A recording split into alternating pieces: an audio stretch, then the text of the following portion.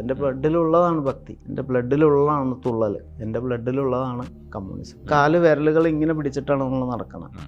ഇങ്ങനെ വെച്ച് കഴിഞ്ഞാൽ ഇതിൻ്റെ ഇടയിൽ കല്ല് കയറിയാൽ അവിടെ പൊള്ളും. പിന്നെ ഈ വിരലുകളുടെ തുമ്പ് ഭാഗത്തിന് തഴമ്പുണ്ടാവില്ല, അത് പൊള്ളും. അതുകൊണ്ട് അത് ഇങ്ങനെ പിടിച്ചിട്ടാണ് നടക്കുന്നത്. വാടി എന്ന് പറഞ്ഞാൽ ഇങ്ങനെ വാടാ എന്ന് പറയുന്ന സാധനം ഉണ്ടല്ലോ, അതൊക്കെ അവിടെ നിന്നാണ് കിട്ടണത്.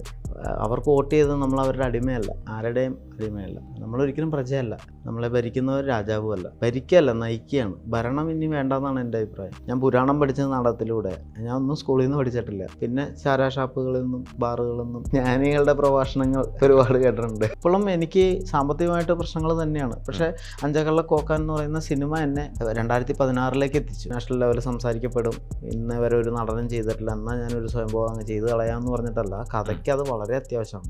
മണികണ്ഠൻ ഇല്ലെങ്കിലും മലയാള സിനിമ മുന്നോട്ട് പോകുമെന്നുള്ളത് മണികണ്ഠനും അറിയാം. എന്നിട്ടും എന്തുകൊണ്ടാണ് ഇങ്ങനെയൊക്കെ പറഞ്ഞു തന്നെ നിൽക്കുന്നത്? അത് മെക്കാനിക്കൽ അല്ല, ഉള്ളതാണ്. ഈ സ്റ്റെപ്പ് കയറി ഇവരുടെ പിന്നാമ്പുറം നോക്കി ഇങ്ങനെ പോകുന്ന ഒരു നടപ്പും ഭാവമുണ്ട്.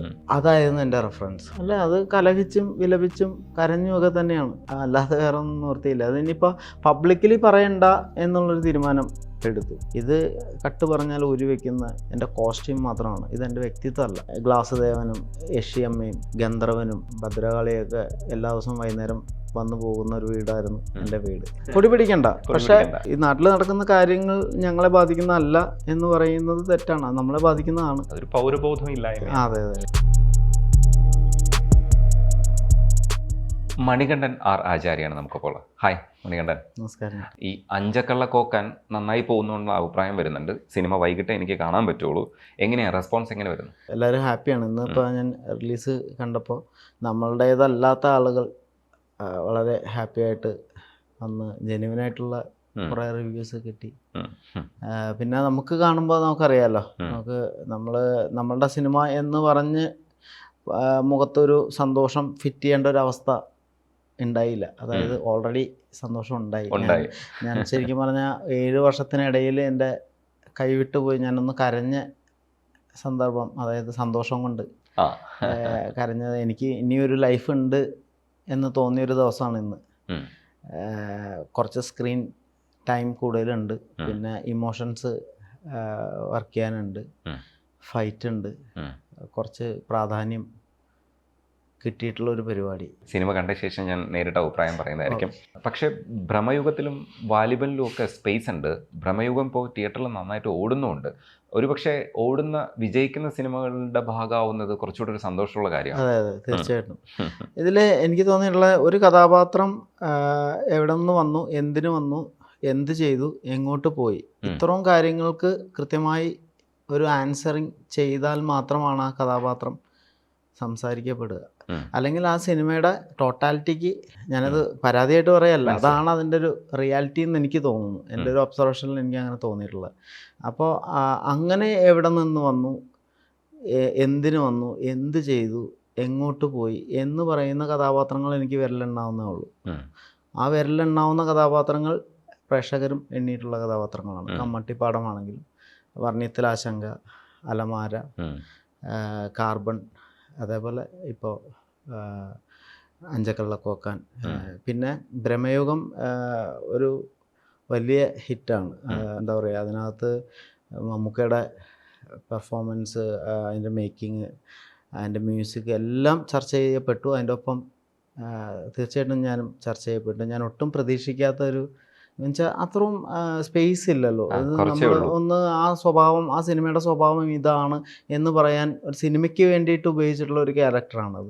അതിനെ പറയിക്കാൻ പറ്റുമോ എന്നുള്ളൊരു ഡൗട്ട് ഉണ്ടായിരുന്നു. പക്ഷെ പറയിക്കണം എന്നുള്ള ആഗ്രഹം ഉണ്ടായിരുന്നു. അതുകൊണ്ട് തന്നെ ഞാൻ ഒരു ചോദ്യത്തിന് 1000 ഉത്തരം പറയൂ കേട്ടോ. സോറി, നല്ലതാണ്.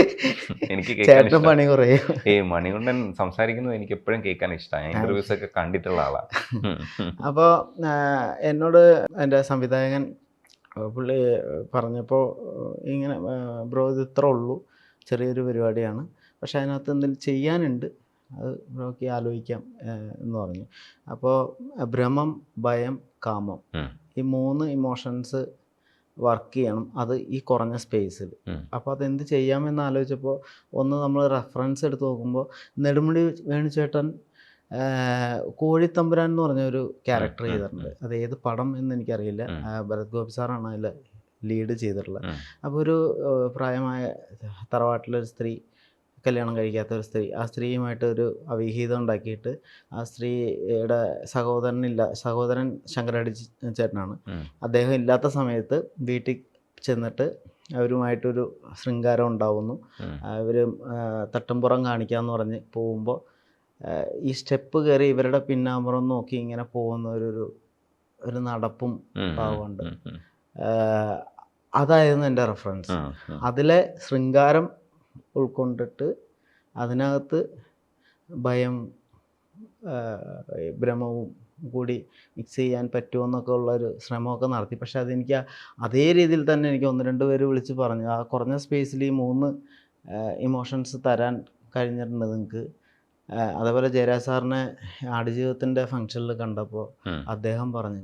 അപ്പോൾ അതൊക്കെ എനിക്ക് ഈ വർഷം ഭയങ്കര അതെ അവാർഡാണ്. അപ്പോൾ രണ്ടാമത്തെ സ്റ്റേറ്റ് അവാർഡാണ് ശരിക്കും ജയരാജിന്റെ. തീർച്ചയായിട്ടും ഒരുപാട് സംവിധായകർ അത് നോട്ട് ചെയ്തു. അപ്പം ചെറുത് വലുത് എന്ന് പറയുന്ന ഒരു ഘടകം സിനിമയിലില്ല. പിന്നെന്താണെന്ന് വെച്ച് കഴിഞ്ഞാൽ കൊമേഴ്സ്യലി നോക്കുമ്പോൾ നമുക്ക് വലുത് ഈ പെർഫോമൻസ് അല്ലെങ്കിൽ വൈഡായിട്ടുള്ള അടിപൊളി പിള്ളേർ യൂത്ത് ഏറ്റെടുക്കുന്ന സാധനം വന്നാലേ നമുക്ക് സാമ്പത്തിക പരിപാടികൾ നടക്കുകയുള്ളൂ. കാരണം അടുത്ത ആലോചിക്കുന്ന പരിപാടിയിലൊക്കെ മാർക്കറ്റ് എന്ന് പറയുന്ന ഒരു സാധനം കിട്ടുകയുള്ളൂ. അല്ല, പ്രമേയുഗത്തിൽ ആ നടപ്പില്ലേ, യക്ഷിയുടെ പുറകെ പോകുന്നത്, അത് എനിക്ക് ഇഷ്ടപ്പെട്ടൊരു സീനാണ്. കാരണം ആകർഷിച്ച് എങ്ങനെയാണ് കൊണ്ടുപോകുന്നത്, അതേ മൂവ്മെന്റ് ആയിരുന്നു. ആ പടം നന്നായിട്ട് ചെയ്തിട്ടുണ്ട്. ആ മൂവ്മെന്റ് ഞാൻ അങ്ങനെ തന്നെ വേണുചേട്ടൻ്റെ കയ്യിൽ നിന്ന് ആ പുറകു വശത്ത് പ്രഷർ കൊടുത്തിട്ടാണ് നടന്നത്. അതായത് പറയുകയാണെങ്കിൽ നമ്മുടെ ഈ പിന്നാമ്പുറത്ത് ഇങ്ങനെ വലിച്ചു പിടിക്കും, ഇങ്ങനെ വലിച്ചു പിടിച്ചിട്ട് ഇങ്ങനെ ഒരു ഇതിപ്പം അങ്ങനെ ആകർഷിച്ചു പോകുന്നു എന്നുള്ള സാധനം തരുമ്പോൾ ഈ പറയുന്ന രീതിയിലുള്ളൊരു ഹോംവർക്ക് ഒക്കെ ചെയ്യുമ്പോൾ അവർക്കൊക്കെ ഭയങ്കരമായിട്ട് ഇഷ്ടപ്പെട്ടിട്ടുണ്ടാവുമല്ലോ. തീർച്ചയായിട്ടും. അതിൽ ഹോംവർക്ക് ചെയ്യാനുള്ള ഞാൻ കുറച്ച് നാളായിട്ട് ഭയങ്കര ഡെസ്പായിരുന്നു. അതായത് ഒന്ന് ഹോംവർക്ക് ചെയ്യാനുള്ള ക്യാരക്ടറൊന്നും വരുന്നില്ല. പിന്നെ വരുന്ന ക്യാരക്ടറിൽ ഹോംവർക്ക് ചെയ്ത ആ പടം വരുമോ, അത് എന്താവും, അങ്ങനെ ആകെ നിരാശനായിട്ട് നിൽക്കുകയായിരുന്നു. അപ്പോൾ ഈ ഹോംവർക്ക് അല്ലെങ്കിൽ ഒന്ന് വരുത് വായിച്ച് ഏതെങ്കിലും ആരോടെങ്കിലും ഒന്ന് പോയി ഡിസ്കസ് ചെയ്തിട്ട് ചെയ്യാമെന്നൊക്കെ തോന്നുന്നൊരു അവസ്ഥ കുറച്ച് നാളായിട്ട് ഉണ്ടായിരുന്നില്ല. ലോൺ അടയ്ക്കുക എന്ന് പറയുന്ന ഒറ്റ ലക്ഷ്യം മാത്രമായിരുന്നു. വർഷത്തിലൊരു 3-4 പടം എങ്ങനെയും പിടിക്കുക, നമ്മുടെ EMI പരിപാടികളൊക്കെ നടക്കുക, കൊച്ചും ഭാര്യ, അങ്ങനെ ഉള്ളൊരു കൊമേഴ്സ്യലി എന്താ പറയുക പണിക്കാരനായിപ്പോയി എന്ന് പറയുന്ന ഒരു അവസ്ഥ ആയിരുന്നു. പക്ഷെ അതിൽ നിന്നൊരു ബ്രേക്ക് തന്നൊരു പടം മലൈക്കോട്ടെ വാലിബനും ഭ്രമയുഗമാണ്. കാരണം എന്ന് വെച്ച് കഴിഞ്ഞാൽ ആ സിനിമയിൽ വർക്ക് ചെയ്ത് കഴിഞ്ഞാൽ പ്രേക്ഷകരുടെ ഭാഗത്തുനിന്ന് റിസൾട്ട് വരുന്നത് എന്തും ആവാം. കാരണം ടോട്ടൽ സിനിമ അവർക്ക് ഇഷ്ടപ്പെട്ടാൽ മാത്രമേ അവർ ചെറിയ ചെറിയ ഘടകങ്ങളൊക്കെ എടുത്ത് പറയുള്ളൂ. പക്ഷേ അതിൽ ടെക്നീഷ്യൻസ്, ഇന്ത്യയിലെ മൊത്തം സംവിധായകർ, സിനിമ ആധികാരികമായി ശ്രദ്ധിക്കുന്നവർ, കാണുന്നവർ, അവർ കാണും. അപ്പോൾ അവർക്ക് എൻ്റെ ഹോംവർക്ക് മനസ്സിലാവും എന്നുള്ളൊരു വിശ്വാസത്തിലാണ് ഈ പറഞ്ഞ സിനിമകളിൽ ചെറുതോ വലുതോ എന്ന് നോക്കാതെ അതിൽ പണിയെടുത്തു. അത്യാവശ്യം കുറച്ച് 3-4 ദിവസം എടുത്തായിരുന്നു ആ ഒരു പോർഷന് വേണ്ടിയിട്ട്. ഒരുപാട് സിനിമകളെ കുറിച്ച് സംസാരിക്കാനുണ്ട്. പക്ഷേ ഈ പറഞ്ഞു വന്ന വിഷയത്തിൽ തന്നെ ഇപ്പോൾ ഒരു സിനിമാക്കാരൻ എന്ന് പറയുന്ന ഒരു ബാധ്യതയാണ്. കാരണം ആ സിനിമയിൽ തന്നെ നമ്മൾ നിലനിൽക്കേണ്ടി വരും. അതിൽ തന്നെ ഫൈറ്റ് ചെയ്ത് നിന്നേ പറ്റൂ. നമ്മൾ മറ്റു ജോലികൾക്ക് പോവുകയാണെങ്കിൽ ആൾക്കാർ കളിയാക്കുകയാണ് ചെയ്യുക. സിനിമാക്കാരൻ പടമൊന്നും ഇല്ലേടാ എന്നുള്ള രീതിയിലുള്ള അഭിപ്രായം ചോദിക്കും. ഇതെങ്ങനെയാണ് മണികണ്ഠൻ ശരിക്കും മറികടന്നു പോകുന്നത്? അല്ല, അത് കലഹിച്ചും വിലപിച്ചും കരഞ്ഞുമൊക്കെ തന്നെയാണ്, അല്ലാതെ വേറെ ഒന്നും നിവൃത്തിയില്ല. അതിനിപ്പോൾ പബ്ലിക്കലി പറയണ്ട എന്നുള്ളൊരു തീരുമാനം എടുത്തു. കാരണം അത് പേഴ്സണലാണ്, അത് എല്ലാവർക്കും ഉള്ളതാണ്, എൻ്റെ മാത്രം പ്രശ്നമല്ല. അത് ബാത്റൂമിലോ അല്ലെങ്കിൽ ഭാര്യയുടെ ചെവിയിലോ പറഞ്ഞു തീർക്കാം, ക്യാമറയ്ക്ക് മുമ്പിലോ അല്ലെങ്കിൽ ഒരു മീഡിയ പേഴ്സൻ്റെ മുമ്പിലോ ഇനി പരാതി പറയില്ല. ഇനി പരിഭവമില്ല, പരാതിയില്ല, പണിയെടുക്കും. ഞാനൊരു സാധാരണ മനുഷ്യനാണ്. അതുകൊണ്ട് തന്നെ വീഴ്ചകളിൽ വല്ലാതെ വിഷമിക്കുകയും വിജയങ്ങളിൽ ആഹ്ലാദിക്കുകയും ഒക്കെ ചെയ്യുന്ന, എനിക്ക് അതിനെ കൺട്രോൾ ചെയ്ത് ഞാൻ അങ്ങനെയല്ല എന്നൊന്നും, ഞാൻ ജ്ഞാനിയല്ല. അപ്പോൾ എനിക്ക് പടം പൊട്ടിയാൽ ഞാൻ കരയും, പടം വിജയിച്ചാൽ ഞാൻ സന്തോഷിക്കും. പക്ഷെ അത് എൻ്റെ സന്തോഷം വേറൊരാളെ വേദനിപ്പിക്കില്ല, വേറൊരാളെ വെറുപ്പിക്കില്ല. പക്ഷേ ഈ പറഞ്ഞ പോലെ തഴയപ്പെട്ട ഒക്കെ അറിയാതെ പറഞ്ഞു പോകണം പല സ്ഥലങ്ങളിലും നമ്മൾ ഇങ്ങനെ. അത് വേറെ ഒന്നും ഉണ്ടായിട്ടല്ല, വേറെ നിവൃത്തിയില്ല. പക്ഷെ ഇപ്പം എനിക്കൊരു മനസ്സിലായത്, ഇത് ഞാൻ വന്ന വഴി ഞാനല്ല ആദ്യമായിട്ട് വന്നിട്ടുള്ളത്. ഒരുപാട് പേര് വന്ന വഴിയിലൂടെയാണ് ഞാൻ വന്നിട്ടുള്ളത്. ഇനി ഞാൻ പോകാൻ കിടക്കുന്നതും ഒരുപാട് പേര് പോയിട്ടുള്ള വഴിയാണ്. അപ്പോൾ പിന്നെ ഇതൊന്നും വലിയ അങ്ങനെ സെലിബ്രേറ്റ് ചെയ്യേണ്ട. വേദന എല്ലാവർക്കും ഉണ്ടാവും. ആ വേദനയെ നമുക്ക് സ്വകാര്യമായി ഡീൽ ചെയ്യാം, എൻജോയ് ചെയ്യാം എന്നുള്ളൊരു തീരുമാനം, ആ ഒരു തിരിച്ചറിവിലേക്ക് എത്തി. ഈ ആവശ്യത്തിന് ഭക്ഷണം, നാണം മറയ്ക്കാൻ തുണി, അത്യാവശ്യം ജീവിത സൗകര്യങ്ങളെക്കുറിച്ചാണ് മണികണ്ഠൻ സംസാരിക്കുന്നതൊക്കെ. അപ്പോൾ ശരിക്കും പറഞ്ഞു കഴിഞ്ഞാൽ ഇതൊരു കാഴ്ചപ്പാടാണ്. നമ്മൾ പൊതുവിൽ ഇത്തരത്തിലുള്ള സംവിധാനങ്ങളിലേക്കൊക്കെ വരുമ്പോൾ നമ്മുടെ ലൈഫ് സ്റ്റൈലൊക്കെ മാറാറുണ്ട്. പക്ഷെ മണികണ്ഠൻ അപ്പോഴും പറയുന്നത് ചെറിയ രീതിയിലുള്ളൊരു ജീവിതമാണ് എനിക്ക് ജീവിക്കാൻ ആഗ്രഹമെന്നാണ്. കുറേ കൂടെ പോപ്പുലർ ആവുകയും കുറേ പടങ്ങളൊക്കെ വരികയും ഒരു സ്റ്റാറായി മാറുകയൊക്കെ ചെയ്യുമ്പോൾ മണികണ്ഠൻ ഈ തരം വിശ്വാസങ്ങളിൽ തന്നെ ഉറച്ചു നിൽക്കുമോ? ഇതല്ല എൻ്റെ ഇഷ്ടവസ്ത്രം, ഇതല്ല. എനിക്ക് ഈ ഷൂ ശരിക്കും കാല് ഉള്ളിൽ കടന്ന് വേഗമാണ് എനിക്ക്. പക്ഷേ ഒരു സിനിമാ താരം എന്ന് പറയുമ്പോൾ പ്രേക്ഷകരുടെ, അല്ലെങ്കിൽ അവരാഗ്രഹിക്കുന്ന, അല്ലെങ്കിൽ ഇതിനൊരു യൂണിഫോമിറ്റി ഉണ്ട്. അപ്പോൾ അത് ധരിക്കാൻ നമ്മൾ ബാധ്യസ്ഥനാണ്. അല്ലെങ്കിൽ പിന്നെ നമ്മൾ പോലീസ് ആവരുത്. കാക്കി അലർജി ഉള്ളവൻ പോലീസ് ആവരുത്. എനിക്ക് അലർജി ഇല്ല, അപ്പോൾ പിന്നെ ഞാനിത് ധരിച്ചേ പറ്റുള്ളൂ. പക്ഷേ ഇതല്ല എൻ്റെ വ്യക്തിത്വം എന്ന് ഞാൻ തിരിച്ചറിയണം. ഞാൻ മറന്നു പോകരുത്. ഇത് കട്ട് പറഞ്ഞാൽ ഊരി വയ്ക്കുന്ന എൻ്റെ കോസ്റ്റ്യൂം മാത്രമാണ്, ഇതെൻ്റെ വ്യക്തിത്വമല്ല. മണികണ്ഠൻ പറഞ്ഞതിൽ എനിക്ക് ഭയങ്കര രസമായിട്ട് തോന്നിയത്, കാല് വേദനിച്ചപ്പോഴാണ് ഞാൻ ചെരുപ്പിടാൻ തുടങ്ങിയെന്നാണ്. അതുവരെ എനിക്ക് ചെരുപ്പിൻ്റെ ആവശ്യമില്ല എന്നുള്ളതാണ്. ഇത് ഭയങ്കര പൊളിറ്റിക്കലായിട്ടുള്ളൊരു സ്റ്റേറ്റ്മെൻറ്റാണ്. സത്യത്തിൽ നമുക്ക് ഒരുപാട് അറിവ് വേണം ഇത്തരം സെൻറ്റൻസുകളൊക്കെ പറയാനും അത് നിരന്തരം പാലിക്കാനും. ഇതെവിടെ നിന്നാണ് ഇത്തരം ഒരു വിദ്യാഭ്യാസം, അല്ലെങ്കിൽ ഇങ്ങനെ ഒരു വർത്തമാനമൊക്കെ പറയാൻ പഠിച്ചത്? സമ്പർക്കമാണ്. എൻ്റെ നാടക രാഷ്ട്രീയ ഇടപെടലുകൾ, അല്ലെങ്കിൽ ഞാൻ സഞ്ചരിച്ചിട്ടുള്ള എൻ്റെ സുഹൃത്തുക്കൾ, വഴികൾ ഒക്കെ തന്നിട്ടുള്ളത്. എൻ്റെ വിദ്യാഭ്യാസം വളരെ കുറവാണ്. പക്ഷേ പഠിച്ചതിനേക്കാൾ കൂടുതൽ ഇത് തന്നെയല്ലേ വിദ്യാഭ്യാസം? സ്കൂൾ വിദ്യാഭ്യാസം ഔപചാരിക വിദ്യാഭ്യാസം കുറവാണ്. തൃശ്ശൂർ, തിരുവനന്തപുരം, കണ്ണൂർ, അങ്ങനെ പല പല കേരളത്തിലെ പല സ്ഥലങ്ങളിലുള്ള നാടക ചേട്ടന്മാരുമായിട്ടുള്ള ബന്ധം. പിന്നെ ചെറുപ്പം മുതൽ എൻ്റെ വല്യച്ഛനാണ് എന്നെ എൻ്റെ ഗാർഡിയനായിട്ടുള്ളത്. അച്ഛൻ 3 വയസ്സ്, ഇപ്പോൾ എനിക്ക് 3 വയസ്സുള്ളപ്പോൾ മരിച്ചു പോയതാണ്. അപ്പോൾ വല്യച്ഛൻ്റെ കൂടെ ചെറുപ്പം മുതൽ ഈ ചായക്കട, ചാരായക്കട എന്നൊക്കെ പറയുന്ന വലിയ വലിയ സംഘങ്ങളിൽ പോയി വായി നോക്കിയിരിക്കുന്ന പതിവുണ്ട്. അപ്പോൾ ഈ ഒരു 10 വയസ്സിൽ 20 വയസ്സുകാരൻ കേൾക്കേണ്ട കാര്യങ്ങളാണ് ഞാൻ കേട്ടിട്ടുള്ളത്. ലോക വർത്തമാനവും രാഷ്ട്രീയവും. വല്യച്ഛന് ഇടതുപക്ഷ ചിന്താഗതിക്കാരനായിരുന്നു. അപ്പോൾ സ്വാഭാവികമായിട്ട് അങ്ങോട്ടുള്ള കണക്ഷനൊക്കെ അങ്ങോട്ട് പോയി. അതൊരു 15 അല്ലെങ്കിൽ കുറച്ച് അറിവ് വന്നതിന് ശേഷമാണ്. അതിന് മുമ്പ് എൻ്റെ അമ്മ വീട് എന്ന് പറയുന്നത് ഭക്തിയുടെ കൂടാരമാണ്.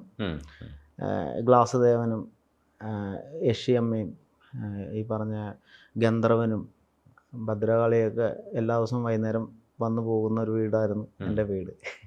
അതാണ് എൻ്റെ ബേസിക് ആക്ടിങ് നോളജ് എന്ന് ഞാൻ മനസ്സിലാക്കുന്നത്. കാരണം ഞാനല്ലാതെ ആവുന്നു, ഞാൻ വേറെ ആവുന്നു, ഞാൻ ഒരു നിമിഷം കൊണ്ട് 3 പേരാവുന്നു എന്നൊക്കെ പറയുന്ന മണിച്ചിത്രത്താഴിലെ മറ്റേ പേഴ്സണാലിറ്റി. അപ്പോൾ അതെ അതെ. അപ്പം എനിക്ക് അങ്ങനത്തെ, ഞാൻ എവിടെ എത്തിയിട്ടുണ്ടോ അതിനൊക്കെ കാരണമുണ്ട്. ഞാൻ എന്ത് പറയുന്നുണ്ടോ അതിന് പുറകിൽ ആളുണ്ട്. അതിനൊരു സബ് ടെസ്റ്റ് ഉണ്ട്. സബ് ടെസ്റ്റ് ഇല്ലാതെ ടെസ്റ്റ് ഇല്ല. അപ്പോൾ അത് തന്നെയാണ്. അപ്പോൾ ഞാൻ ഭക്തനാണ്. എന്നോട് പലരും ചോദിക്കും, കമ്മ്യൂണിസ്റ്റ് ഇടത് ചിന്താഗതിക്കാരനാണ്, ഇടത് അനുഭാവിയാണെന്ന് പറയുന്നതിൻ്റെ ഒപ്പം തന്നെ ഈ പൂർണ്ണത്രേശൻ്റെ അമ്പലത്തിൽ സ്ഥിരമായിട്ട് കാണാം, മറ്റേ മാര്യമ്മ തുള്ളാൻ പോവും. അപ്പോൾ ഇതെങ്ങനെയാണ്? ഞാൻ പറഞ്ഞു, ഇത് എനിക്ക് ബോധിപ്പിക്കുന്ന, കമ്മ്യൂണിസ്റ്റ് ആണെന്നും ബോധിപ്പിക്കേണ്ട കാര്യമില്ല, ഭക്തനാണെന്നും ബോധിപ്പിക്കേണ്ട കാര്യമില്ല. എൻ്റെ മനസ്സ് ആഗ്രഹിക്കുന്നത്, അല്ലെങ്കിൽ മനസ്സ് പറയുന്ന കാര്യങ്ങൾ ചെയ്തു പോകുന്നു. എൻ്റെ ജെനുവിനിറ്റിയിലുള്ള കാര്യങ്ങൾ എനിക്ക് മാറ്റാൻ പറ്റില്ല. എൻ്റെ ബ്ലഡിലുള്ളത്, എൻ്റെ ബ്ലഡിലുള്ളതാണ് ഭക്തി, എൻ്റെ ബ്ലഡിലുള്ളതാണ് തുള്ളൽ, എൻ്റെ ബ്ലഡിലുള്ളതാണ് കമ്മ്യൂണിസം. ഈ തുള്ളലിൻ്റെ കാര്യം പറയുമ്പോഴാണ്, ഈ വാടാ വാടാ എന്ന് വിളിക്കുന്ന സമയത്ത് പൊതുവിൽ സട്ടിലായിട്ട് അഭിനയിക്കാൻ കഴിയുന്ന ഒരു മുഖമുള്ള ഒരാളാണ് മണികണ്ഠൻ. പക്ഷേ അതിനകത്ത് ഭാവങ്ങളൊക്കെ ചിലത് വരെയും വേണം. ഈ വാടാ വാടാന്ന് വിളിക്കുന്നതിൽ വോയിസും ഒക്കെ നമ്മൾ ശ്രദ്ധിച്ചു. പിന്നെ ഈ മാനറിസംസ്, കൈയുടെയും കാലിൻ്റെയൊക്കെ ചലനങ്ങൾ, അതായത് ഒരു ഉറഞ്ഞു തുള്ളുന്ന ഒരവസ്ഥയുണ്ട്. അത് അതിൻ്റെ വന്നേ പറ്റൂ, നമുക്ക് വേണ്ടിയിട്ടാണ് നിൽക്കുന്നത്, അവൻ ഇപ്പോൾ വന്നു കഴിഞ്ഞാൽ അവന് പൊട്ടും എന്ന് പറയുന്ന തോന്നുന്ന ഒരു സാധനം, അത് തോന്നിപ്പിക്കണമെങ്കിൽ നമ്മുടെ ഉള്ളിൽ നിന്ന് ആ ഒരു സാധനം വരണം. പക്ഷേ ഇത് ഒരിക്കലും ഒക്കോടാവരുത്, പിടിച്ചു നിൽക്കണം, നമ്മൾ സ്ക്രീനിൻ്റെ മുമ്പിലാണെന്ന് അറിയുകയും വേണം. ഇത് രണ്ടും കൂടെ സാധിക്കുക എന്ന് പറയുന്നത് അത് തുള്ളലല്ല, അത് ശരിക്കും നമ്മൾ ഈ പകർന്നാട്ടം എന്നൊക്കെ പറയുന്ന മാതിരി ഒരു അവസ്ഥയാണ്. ആ അവസ്ഥയിൽ നിൽക്കുമ്പോൾ ഫ്രെയിമിനുള്ളിലാണെന്നുള്ളൊരു കോൺഷ്യസ്നെസ് മണികണ്ഠൻ ഉണ്ടാവും ഇല്ലേ? അതെ, ആ പടം ചെയ്യുന്ന സമയത്ത് കമ്മട്ടിപ്പാടമാണ് നമ്മൾ നോട്ടബിൾ. ഇപ്പോഴും നമ്മൾ മണികണ്ഠൻ എന്ന് പറയുന്ന ആളിനെ ഓർക്കുമ്പോൾ ആ വാടാ എന്ന് പറയുന്ന ഒരു സാധനമാണ്. ഒരു ചില സ്ഥലത്തൊക്കെ ഒരു ബാധ്യതയാണെങ്കിൽ പോലും അതൊരു ഉയർന്ന കലാസൃഷ്ടിയാണ്. ആ ഒരു ഷോട്ട് എന്ന് പറയുന്നത് മണികണ്ഠൻ്റെ ജീവിതത്തിലെ വലിയൊരു അവാർഡ് തന്നെയാണ്. സ്റ്റേറ്റ് അവാർഡ് കിട്ടുന്നതിനപ്പുറത്തേക്കൊരു നോമിനേഷനാണ്. ജനങ്ങൾ ഇപ്പോഴും അത് ഓർക്കുന്നു എന്നുള്ളത്. ആ പകർന്നാട്ടത്തെക്കുറിച്ച് ഒന്ന് പറയും. അത് ഞാൻ ആദ്യം പറഞ്ഞ പോലെ ഈ തുള്ളൽ, അതായത് ഞങ്ങൾ തമിഴ് കൾച്ചറുള്ള ഒരു വിഭാഗമാണ്. തിരുനെൽവേലി, നാഗർകോവിൽ, അവിടെ നിന്നൊക്കെ രാജകാലത്ത് ശില്പ തൊഴിലുമായിട്ട് ഒരു കൂട്ടമായി ആളുകൾ വരും. ഇപ്പോൾ ബംഗാളിൽ നിന്നും അവിടെ നിന്ന് ഇവിടുന്നൊക്കെ ഹിന്ദിക്കാർ വന്ന് ഇവിടെ തന്നെ ആയി പോകുന്നില്ല എന്ന് പറഞ്ഞ പോലെ പണ്ട് കാലത്ത് തിരുനെൽവേലിയിൽ നിന്ന് വന്ന സ്വർണ്ണ ശില്പികൾ, കല്ല് ശില്പികൾ, അങ്ങനെ പല വിഭാഗം ആളുകൾ വന്നിട്ട് ഇവിടെ വന്ന് കൂടിയിട്ടുള്ളവരാണ്. അപ്പം ഞങ്ങൾ അവിടെ നിന്ന് വന്നപ്പോൾ അവിടെ നിന്ന് കൊണ്ടുവന്നിട്ടുള്ള മാരിയമ്മ ഇവിടെയുണ്ട്. ആ മാരിയമ്മയ്ക്ക് ഇവിടെ വർഷം നമ്മൾ അമ്മൻകുടം എന്ന് പറയുന്ന പേരിലൊരു ഉത്സവം നടത്തുന്നുണ്ട്. അപ്പം അതെൻ്റെ അച്ഛൻ ചെയ്തുകൊണ്ടിരുന്നതാണ്. ചെറുപ്പം മുതലേ നമ്മൾ ചെറിയ മൊന്തെടുത്ത് തലയിൽ വെച്ച്, ഇതാണ് ഞങ്ങളുടെ കളി. ഉച്ചയ്ക്ക് ഊണ് കഴിഞ്ഞാൽ ഞങ്ങൾ ചേട്ടനനിയനൊക്കെ, ഞാൻ പേച്ചിയമ്മ, നീ കറുപ്പസ്വാമി, അത് ഭൈരവസ്വാമി. കനലാട്ടം, തീയിലിറങ്ങൽ പരിപാടി. അപ്പോൾ നമ്മൾ ചവറ്, കരകാട്ടം. അപ്പോൾ ഞങ്ങളുടെ മെയിൻ കളി എന്ന് പറയുന്നത് ഈ കരിയില കൂട്ടിയിട്ടിട്ട് തീയിട്ടിട്ട് അതിൽ തീയിലിറങ്ങുന്ന പോലെ കാണിക്കുക, വെള്ളം ചൂടാക്കിയിട്ട് മഞ്ഞക്കുളി കുളിക്കുക, ഇതൊക്കെയാണ് നമ്മളുടെ കളികൾ. അപ്പോൾ സ്വാഭാവികമായിട്ട് ചെറുപ്പം പോലെ ആക്ടിങ് എന്ന് പറയുന്നതിൻ്റെ വേറൊരു രൂപം നമ്മളുടെ ഉള്ളിലേക്കുണ്ട്. പിന്നെ വലുതായി കഴിഞ്ഞപ്പോൾ ഈ അമ്മൻകുടം എടുക്കാൻ തുടങ്ങി. അമ്മൻകുടത്തിൻ്റെ ഒരു പ്രത്യേകത, ഇത് കൈവിട്ട് ആടണം, ഡാൻസ് ഉണ്ട്, ഇതിൽ റിതമുണ്ട്. അതിൻ്റെ ഒപ്പം തന്നെ നമ്മൾ നല്ല അത്യാവശ്യം വെയിറ്റ് ഉണ്ട്. അതിൻ്റെ മുകളിൽ ചെണ്ട് കടലാസാണ്. ഈ താഴത്ത് തീ ഇട്ടിട്ടുണ്ട്. പിന്നെ അതല്ലാതെ ചട്ടിയിൽ തീയായിട്ട് ഒരാൾ ഉണ്ടാവും. പിന്നെ പന്തം പിടിച്ചിട്ടുണ്ടാവും. അപ്പോൾ ഇത് കത്താനും ഇത് തലേന്ന് പോകാനും ഒക്കെ സാധ്യതയുണ്ട്. നമ്മൾ ഈ തീക്കൂടി ഓടണം അല്ലെങ്കിൽ നടക്കണം. അപ്പോൾ ഈ ഒരു ടൈമിംഗ് ഉണ്ട് ഇതിന്. അത് ഏത് മനുഷ്യനും ആ ടൈമിങ്ങിനുള്ളിൽ പോയാൽ, ഞാൻ എൻ്റെ വിശ്വാസത്തിനെ തള്ളിപ്പറയല്ല, അല്ലെങ്കിൽ അത് വിശ്വസിക്കുന്നവരെ മോശമാക്കുകയല്ല, ഞാൻ മനസ്സിലാക്കുന്നൊരു സയൻസ്, നമുക്ക് ആ ടൈമിനുള്ളിൽ കടന്നു പോയാൽ നമുക്ക് ചെറിയ തോതിൽ സഹിക്കാവുന്ന ഒരു പൊള്ളലേ ഉണ്ടാവുള്ളൂ. അപ്പോൾ ഇത് പോവരുത്, കാല് പൊള്ളരുത്, കാല് വിരലുകൾ ഇങ്ങനെ പിടിച്ചിട്ടാണ് നമ്മൾ നടക്കണം. ഇങ്ങനെ വെച്ച് കഴിഞ്ഞാൽ ഇതിൻ്റെ ഇടയിൽ കല്ല് കയറിയാൽ അവിടെ പൊള്ളും. പിന്നെ ഈ വിരലുകളുടെ തുമ്പ് ഭാഗത്തിന് തഴമ്പുണ്ടാവില്ല, അത് പൊള്ളും. അതുകൊണ്ട് അത് ഇങ്ങനെ പിടിച്ചിട്ടാണ് നടക്കുന്നത്. ഉള്ളംകാലിൽ അങ്ങനെ കിട്ടില്ല. കുഴിഞ്ഞു പോയാലോ വളഞ്ഞു പോയാലോ മാത്രമേ പൊള്ളൽ കിട്ടുള്ളൂ. അപ്പം അതുകൊണ്ട് അമർത്തി ഓടരുത്, നടക്കരുത്. ഇതിൻ്റെ രണ്ടിന് അപ്പം എത്ര കാര്യം ശ്രദ്ധിക്കണം. അതിൻ്റെ ഒപ്പം തന്നെ നമ്മൾ ദേവിയാണ്, ചിരിക്കണം, നമ്മളെ മുഖത്ത് പ്രസന്നത ഉണ്ടാവണം. ഇതിനൊരു കഥയുണ്ട്. കല്യാണം കഴിഞ്ഞ്, കൊടുങ്ങല്ലൂരമ്മയുടെ തമിഴ് വേഷനാണ്. കല്യാണം കഴിഞ്ഞ് വരുമ്പോൾ ഭർത്താവിൻ്റെ വീട്ടുകാർ തീയിട്ടേക്കാണ്. അപ്പോൾ ആ തീയിനെ പുച്ഛിച്ചുകൊണ്ടാണ് ഇറങ്ങുന്നത്. ഇങ്ങനെ ചിരിച്ചുകൊണ്ടാണ് നമ്മൾ ഇറങ്ങുന്നത്. വാടി എന്ന് പറഞ്ഞാൽ ഇങ്ങനെ ഈ വാടാ എന്ന് പറയുന്ന സാധനം ഉണ്ടല്ലോ, അതൊക്കെ അവിടെ നിന്നാണ് കിട്ടണത്. പക്ഷെ അതിനെ മനഃപൂർവ്വം എടുത്ത് വെച്ചതല്ല, അത് തലച്ചോറിനകത്ത് ഉണ്ടായിരുന്നു. അത് കറക്റ്റ് സാധനം, ആ സീക്വൻസ് വന്നപ്പോൾ ഈ ഇവിടെ സ്റ്റോർ ചെയ്ത സാധനം കൂടെ എടുത്ത് തലച്ചോറ് തന്നതാണത്. അപ്പോൾ ഈ ആക്ഷൻ കട്ടിൻ്റെ ഇടയിൽ ഇതെങ്ങനെ ചെയ്യാൻ പറ്റുന്നു എന്ന് ചോദിക്കുന്നതിൻ്റെ ഉത്തരം ഇതാണ്. കുഞ്ഞുനാൾ മുതൽ ഈ ട്രെയിനിങ് കിട്ടിയിട്ടുണ്ട്. അതെ. അപ്പോൾ അതുകൊണ്ട് തന്നെ നമുക്ക് കൃത്യമായിട്ട് ബോർഡേഴ്സ് ഉണ്ട്. ദേവിയാണ്, പക്ഷെ നമ്മൾ ഈ സാധനം മനുഷ്യനാണ്. ഇത് നടന്നു കഴിഞ്ഞാൽ കാല് പൊള്ളും. അതെ അതെ, ആ കോൺഷ്യസ്നെസ്. അതേപോലെ ഇത് കൃത്യമായി പിടിച്ചില്ലെങ്കിൽ ഇത് കത്തും. അതുകൊണ്ടാണ് നമുക്ക് ഫ്രെയിമിനുള്ളിൽ നിൽക്കാൻ പറ്റുന്നത്. നമുക്ക് ക്യാരക്ടറിൽ നിന്ന് പോകാൻ നമ്മൾ ക്യാരക്ടറിൽ നിന്ന് പോവില്ല, എന്നാൽ ക്യാരക്ടറായി തന്നെ പിന്നീട് തുടരേണ്ട ഒരു അവസ്ഥയില്ല. ഇതിലും വലിയൊരു ആൻസർ വേറെ ഇല്ല കേട്ടോ. ഞാൻ വേറൊരു കാര്യം കൂടെ ചോദിക്കാനുള്ളത്, മണികണ്ഠൻ ഒരു കമ്മ്യൂണിസ്റ്റ് ആണ് എന്ന് തോന്നിപ്പിക്കുന്നത് എന്താണെന്ന് വെച്ചാൽ പലതരത്തിലുള്ള അഭിപ്രായങ്ങൾ പറയുമ്പോൾ ഈ അഭിപ്രായങ്ങളിലൊക്കെ ഒരു ജീവിത രീതിയുണ്ട്, ഒരു ലൈഫ് സ്റ്റൈലുണ്ട്. ആ ലൈഫ് സ്റ്റൈൽ തുടരണം എന്നുള്ളതാണ് മണികണ്ഠൻ ആഗ്രഹിക്കുന്നത്. പക്ഷേ മണികണ്ഠൻ ഇപ്പോൾ വിശ്വാസത്തിൻ്റെ കാര്യം പറയുമ്പോൾ ഒരു സൈഡിൽ ഈ പറയുന്ന രീതിയിൽ ഞാൻ വിശ്വസിക്കുന്നുണ്ട്, എൻ്റെ കുറച്ച് കാര്യങ്ങൾ ഞാൻ ഫോളോ ചെയ്യുന്നുണ്ട് എന്ന് പറയുന്നത്, ഇത് മിക്സ് ചെയ്ത് കറക്റ്റായിട്ട് മുന്നോട്ട് പോകുന്നുണ്ട്. പക്ഷേ ഈ ആൾക്കാരൊക്കെ ചോദ്യം ചെയ്യുമ്പോൾ ഇത്തരത്തിലുള്ള ചോദ്യങ്ങൾ ചോദിക്കുമല്ലോ, ചോദ്യം ചോദിക്കുമ്പോൾ ഏതെങ്കിലും തരത്തിൽ ഇത് സ്വയം ക്രിട്ടിസൈസ് ചെയ്യണോ, ഇത് ഞാൻ കുറച്ചുകൂടെ അത് കാര്യമായിട്ട് നോക്കണം, അങ്ങനെ ഒരിക്കലും തോന്നില്ല. കാരണം ബോധ്യപ്പെടുത്തലാണ് പ്രശ്നം. ഞാൻ ബോധ്യപ്പെടുത്താൻ വേണ്ടി അമ്പലത്തിൽ പോകുന്നില്ല, ബോധ്യപ്പെടുത്താൻ വേണ്ടി ഞാനൊരു രാഷ്ട്രീയ നിലപാടും പറയുന്നില്ല. ഇടതുപക്ഷ അനുഭാവിയാണ്, ഇടതുപക്ഷ ചിന്തകളിലൂടെയാണ് ഞാൻ വളർന്നിട്ടുള്ളത്. ഇവിടെ ഇടതുപക്ഷം ഉണ്ടാകണം എന്ന് ആഗ്രഹിക്കുന്ന ഒരാളാണ്. എന്ന് വെച്ച് ഞാൻ അതിൻ്റെ എന്താ പറയുക, ആരുടെയും ഇപ്പം ഭക്തിയുടെ ആണെങ്കിലും രാഷ്ട്രീയത്തിൻ്റെ ആണെങ്കിലും അടിമയാവാൻ ആഗ്രഹിക്കുന്നില്ല. ഈ അഭിനയത്തിലേക്ക് വരുമ്പോൾ ഒബ്സർവേഷനെ കുറിച്ച് മണികണ്ഠൻ പറയുന്നത്, നിങ്ങൾ ലോക സിനിമകൾ കണ്ടോളൂ, നിങ്ങൾ പലതരത്തിലുള്ള ക്ലാസിക്കുകളും കണ്ടോളൂ, പക്ഷേ നിങ്ങൾ ലൈഫ് കണ്ടു പഠിക്കണമെന്ന് പറയുന്നു. ഒരു പക്ഷേ ഒരു ലൈഫ് കണ്ടു പഠിക്കണം എന്ന് മണികണ്ഠൻ പറഞ്ഞതിൻ്റെ ഒരു അർത്ഥം എനിക്കിപ്പോഴാണ് മനസ്സിലാവുന്നത്. ആ ലൈഫിൽ നിന്നാണ് മണികണ്ഠൻ ആ ക്യാരക്ടറിലേക്ക് വന്നത്. പക്ഷേ ലൈഫും ക്യാരക്ടറും തമ്മിലൊക്കെ ഒരുപാട് വ്യത്യാസങ്ങളുണ്ടാവും, പിന്നെ ഇതിനൊരു ഫ്രെയിമും ഉണ്ടാവും. ഇപ്പോൾ ഈ ഒബ്സർവേഷൻ, ഈ ചെറിയ പിള്ളേരൊക്കെ ഇങ്ങനെ ഇതിലേക്ക് വരുമ്പോൾ, ഈ കലയിലേക്ക് വരുമ്പോൾ, ഒരു നാടകത്തിൻ്റെ ബാക്ക്ഗ്രൗണ്ടിൽ നിന്ന് വരുന്ന ഒരാളെന്നുള്ള രീതിയിലാണ് ഒരു മുതിർന്ന ആളാവുന്നത് മണികണ്ഠൻ. മുതിർന്ന ആളെന്നുള്ള രീതിയിലാണ് ഈ പറയുന്നത്. ഈ ഒബ്സർവേഷൻസ് ഒക്കെ എല്ലാ ക്യാരക്ടർ ചെയ്യുമ്പോഴും എന്തെങ്കിലുമൊക്കെ തരത്തിലുള്ള തോട്ട് പ്രോസസ്സ്, പ്രൊവോക്ക് ചെയ്യുന്ന പ്രോസസ്സൊക്കെ മണികണ്ഠൻ്റെ തലയിൽ തരാറുണ്ടോ? തീർച്ചയായിട്ടും. നമ്മൾ അതിനെ ഒരു ക്യാരക്ടറായിട്ട് മാത്രം കണ്ടാൽ നമുക്കത് ചിലപ്പോൾ അങ്ങനെ കിട്ടില്ല. അതിനെ ഒരു ജീവിതമായിട്ട് കാണണം, അതിനെ ഒരു മനുഷ്യനായിട്ട് കാണണം. അതിനുള്ളൊരു സെൻസും കൂടെ വേണം. ഇപ്പോൾ മലൈക്കോട്ടെ വാലിബൻ എന്ന് പറയുന്ന ഒരാൾ ഒരു ഇമാജിനേഷൻ കഥാപാത്രമാണ്.